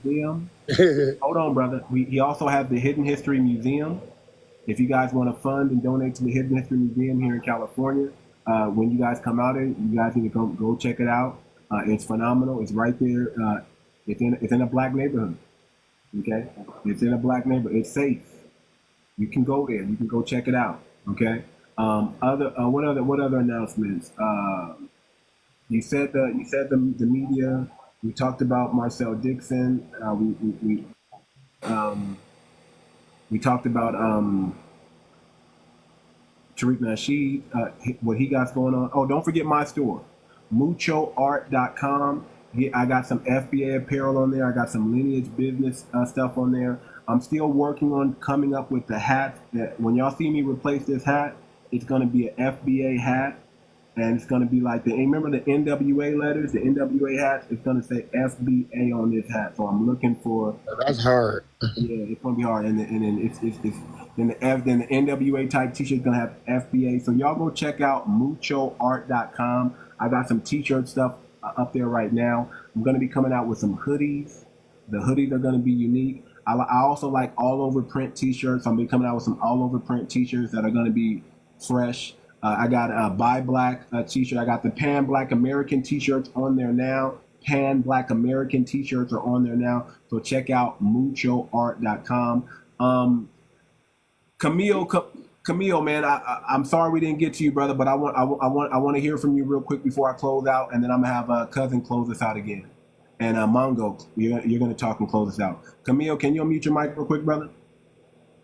Yeah. So it's all on your page. Does all your all your items that you're selling is all on your TikTok page?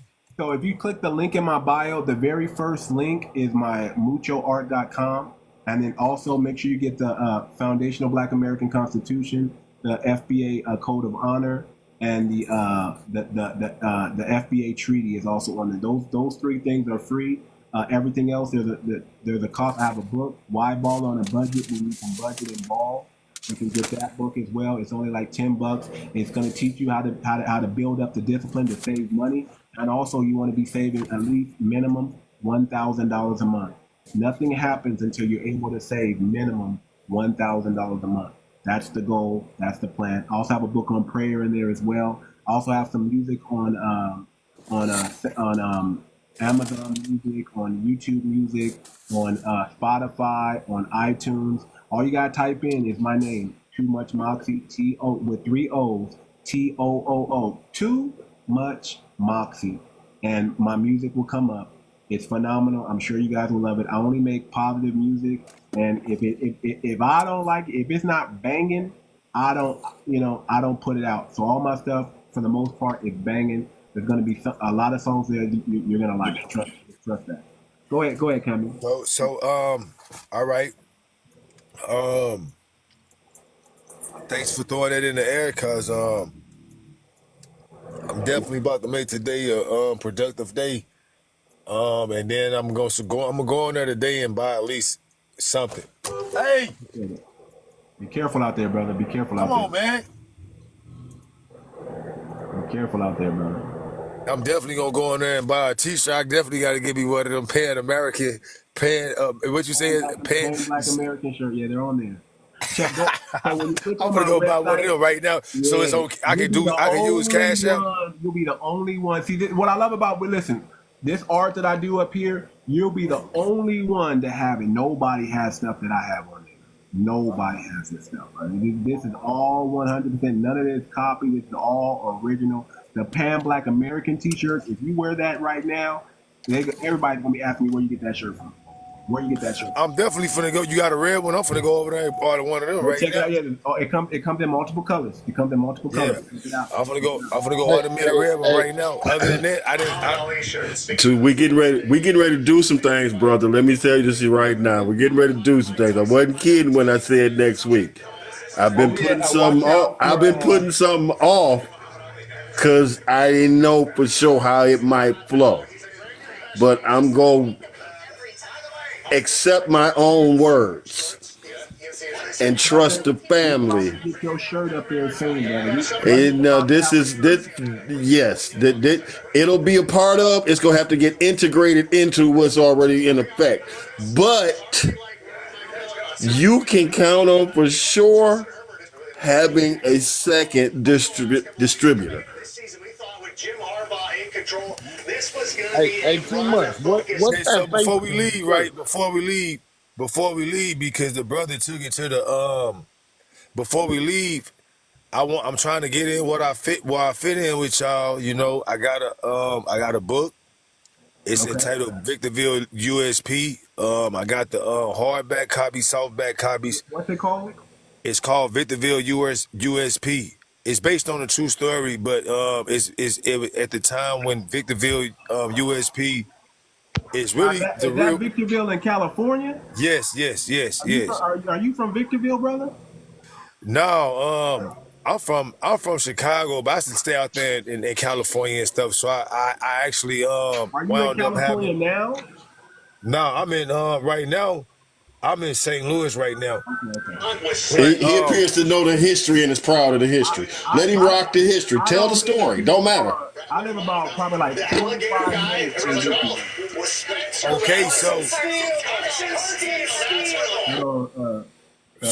Okay, so you 45 minutes from Victorville, so you know about that complex, that federal complex they got right there in Adelanto. In San Bernardino County, right?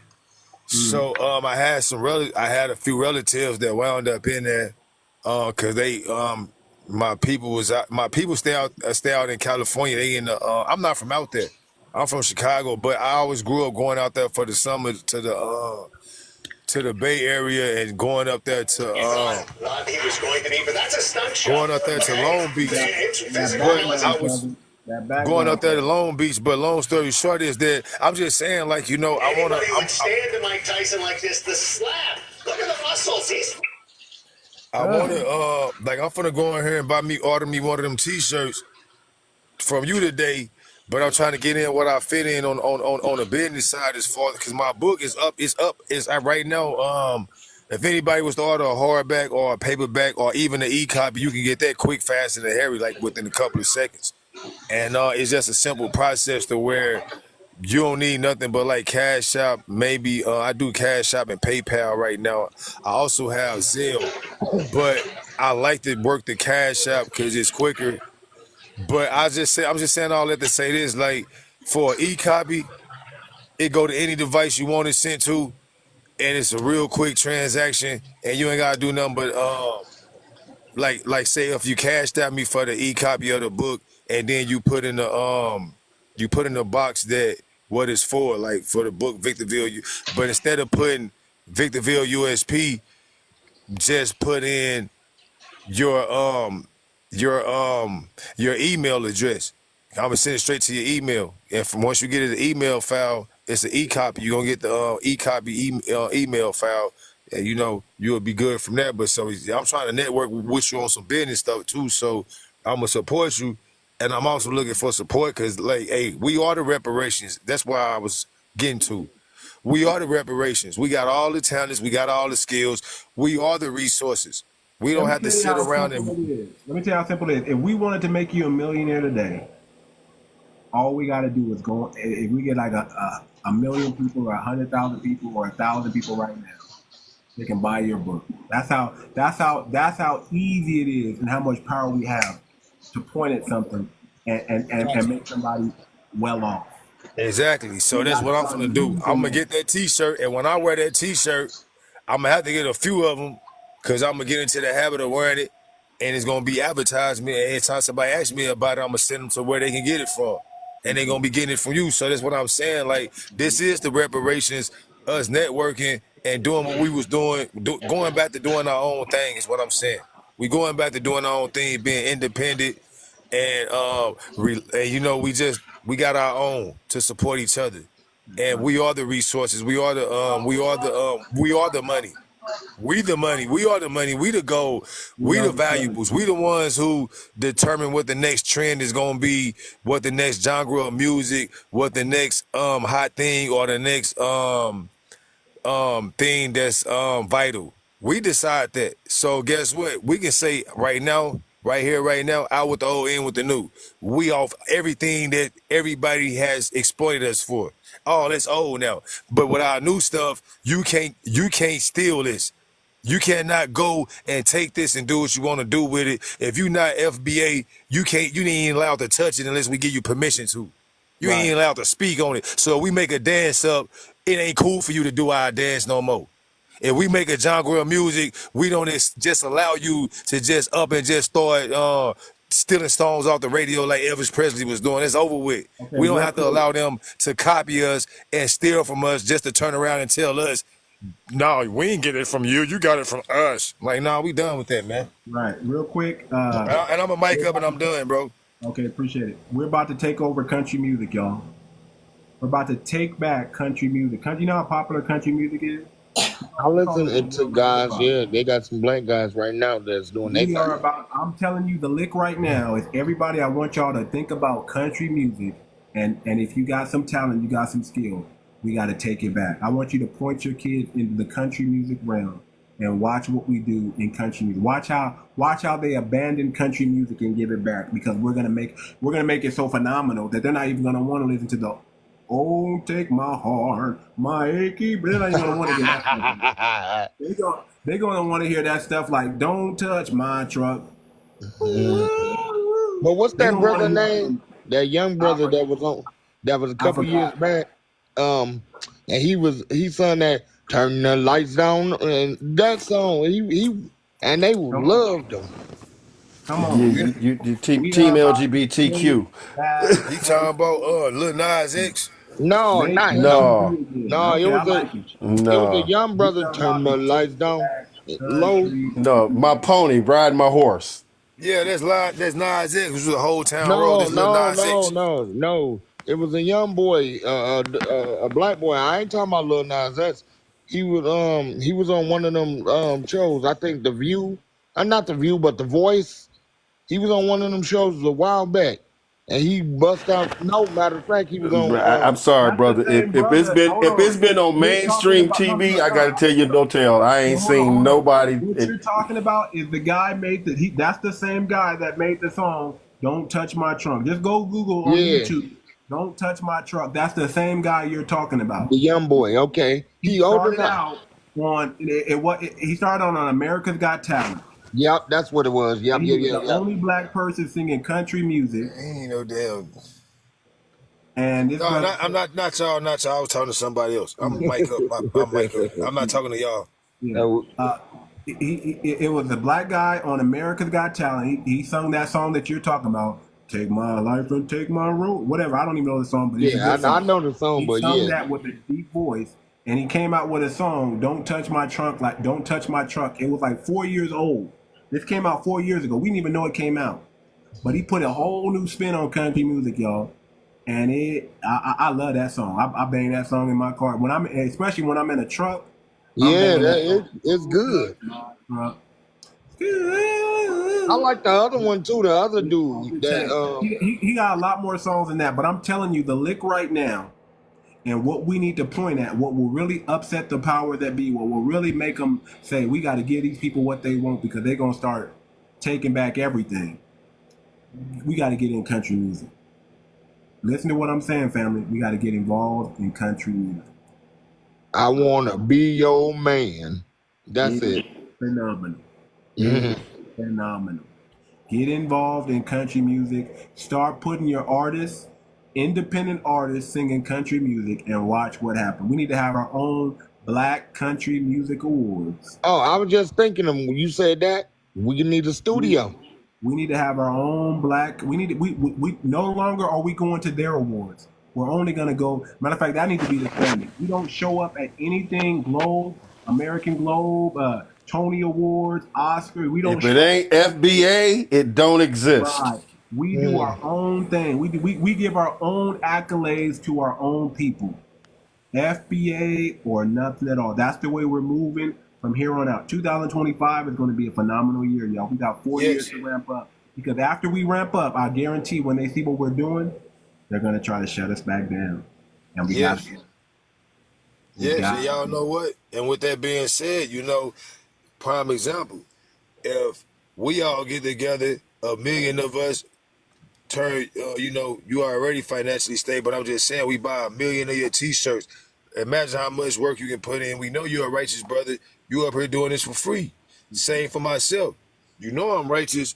When I'm up here doing this for free, people don't even understand, man. I'd have been traveling, on business, and I've hurried up and pulled over somewhere so I can join a panel and build with the brothers and sisters just to go on somewhere and get cursed out and muted and disrespected for no reason because I'm up here, having real civil conversation. A simple conversation. I'm doing this to try to reach my people and connect with my people. So it's like, yeah, you know what? I just so happen to be, I look at the positive in everything. Okay, my old neighborhood and my area of the city I come from is ran down now and it's being regentrified. But they ain't moved in yet. So just imagine if the day I become a millionaire is the day I can go and build up several boarding homes or duplexes, buy up several duplexes and refurbish them and things of that nature. And I can start taking brothers and sisters straight off the corner, straight off laying on the sidewalk and just put them in the apartment. Say, you know what? I'm going to give you 6 months for free in here. I'm giving you 6 months for free in here just to get your life together, just to get cleaned up. And I'm going to be patient with you. That's what type of time I'm on, man. That's how I get out, bro. 6 months is long enough. That's all. If you don't get yourself together in 6 months, then you don't deserve it, brother. You don't deserve it. You don't want it. That's right. You got 6 months to sweep around your front porch and your back porch. Yeah, if somebody gives you opportunity for free rent for 6 months and you still ain't got it together, you don't deserve anything. Yes, and that's what I'm trying to do. I'm trying to get me some. I want me some properties where I can house a lot of brothers and sisters that's fresh out of prison, that's out here on the streets, ain't got nowhere to go, that lost their way. I want to be like, look, you want somewhere to live where you can keep yourself clean, keep yourself organized, and just sit there and chill and get your mind right. I ain't gonna make you do nothing. I'm not gonna make you have no Bible study. I'm not gonna make you go and get a social security card ID. My only thing is respect the property, respect yourself, and respect the other tenants. And you got 6 months to sober up or do whatever it is you need to do to get your life together. That's all I want to do, bro. Get all kind of your only condition is that you don't screw it up for the guy coming behind you. Facts. That's it. That's your only condition. That's the only condition. That's your only condition. That's the only condition. We need to have those all over the country. You know that? We need to have those in every state, in every city. Do you understand how important that would be? And we got to make it FBA only. Because other groups are gonna try to gravitate. You got to build your own. So here's another thing I want you guys to think about. You guys know what a hostel is? A hostel, yes. Yes. Anybody ever heard of what a hostel is? Yeah, I heard Yeah. of it. Yeah, I heard of it. Okay. They're little small. They're little rooms with bunk beds in them that people Yes. come in if they want to travel somewhere and it might be too expensive to stay in that area. They can stay at a hostel until they find another place, and it's real cheap and expensive. But you're bunking in with other people, or it's also used to travel to other countries. Like in other countries, they have hostels that people can travel to and backpack. You know, usually backpackers use them. They stay in these hostels and they go up into the mountains and do what they got to do, then come back and rest at a hostel. And they throw these little parties and events. They got them in Los Angeles. I don't know if you guys are familiar with California, but they got a few of them in Los Angeles.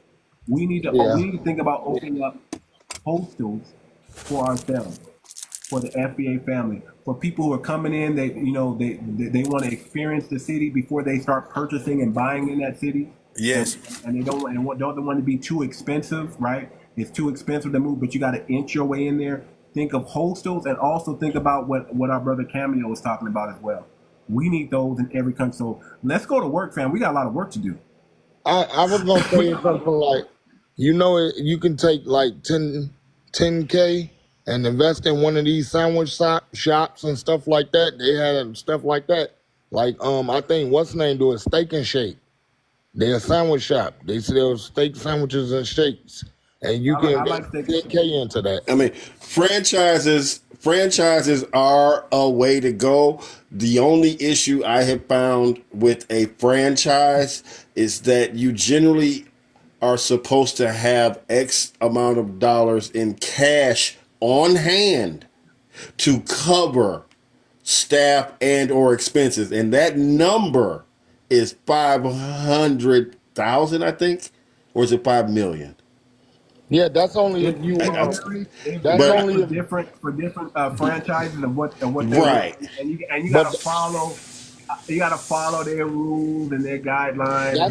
That's an extreme strictness. Yeah, that's only if you like under corporate, or if you, because you can buy them but you want to be, honestly, if you franchising out, I get it, you're starting, but you're gonna have to start under a franchise. Yes, that's why you want to get it and get it going, but the idea that your standard is going to be below is never going to be accepted.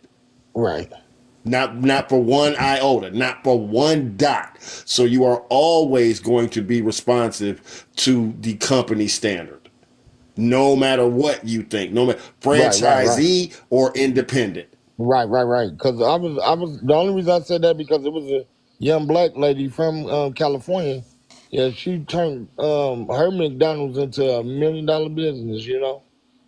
That because she the bare minimum was that she maintained the standard of a normal franchise. She made that was the floor that she started at, and she did not deviate from that floor, not one step. Right. But in running her independence, that's how she started, and that's what she was supposed to do as a franchisee. That's what she was supposed to do. All right, if you do that right, you'll run it forward, and that's what she did. So I commend her in her movements and her strength and character, being able to maintain the course. Let's get back tomorrow. Tomorrow we're going to talk about the Digital Bill of Rights, and then we're going to, after we talk about the Digital Bill of Rights, all that stuff and what that pertains, coming out with our own FBA Digital Bill of Rights, so they can't shadow ban us and they can't knock us down. I'm gonna try to have that available for the family. I'm probably going to give that one to the family again for free as well. It'll be a PDF file, and then we're going to talk about building Black-owned businesses, how to source product, how to find product, how to create product, how to put it on the market. And then I'm also going to make that, I'm going to give y'all maybe 30 minutes of that, and then I'm going to switch it to subscribers only chat. So only the people that support the channel will be able to chat and talk about it. And we're gonna start splitting ourselves up into teams, into groups of 5, groups of 6, whatever. And we're gonna build a product, and we're gonna present it to the FBA family. And guess what? Be prepared. They're gonna buy, because it's gonna be that phenomenal product that we invent. And we gotta get together and organize a BOYC, I don't want to say that word on here, but you know what they have to do. behind the incident with Rosa Parks, them, you know, when they had to form that 𝗖𝗶𝗴𝗵𝘁𝘀𝘀𝗶cie thing, that cot thing, you know what I mean? Like we We'll get into that do one of tomorrow, them too. brother.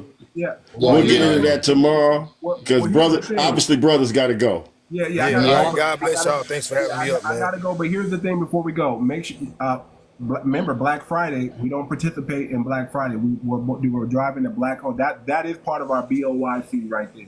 So okay, that's what I'll okay. I'm late to the party then. Black Friday and Cyber Monday. You don't go to Walmart. Don't get on Amazon. You find a black-owned business and you support the black-owned business. Cousin, I'm gonna try to have your shirt available way before that time. Okay, we're gonna get that.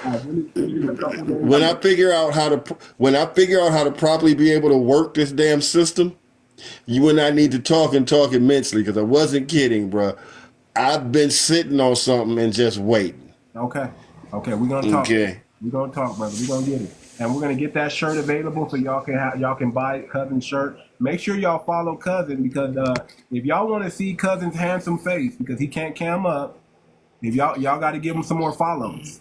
If y'all want to see Cousin doing it, I can't cam up neither. I need some more follows. Okay, follow Meals, follow Cousin, follow I Michelle. got everybody. Follow everybody on here. Call it the Boyce Watkins. We're gonna call the _BOYC the Boyce Watkins. There you go. The Boyce Watkins. We're gonna do a Boyce Watkins. We're gonna do a Moist Watkins on Friday on Black Friday and Cyber Monday. You are buying FBA only, not Caribbean, not African, not Haitian, not Dominican. FBA only. With that being said, family, this is Too Much Moxie podcast. I'm your humble host, Too Much, and we out, y'all. Peace. See y'all tomorrow. Peace to the family. Peace and love.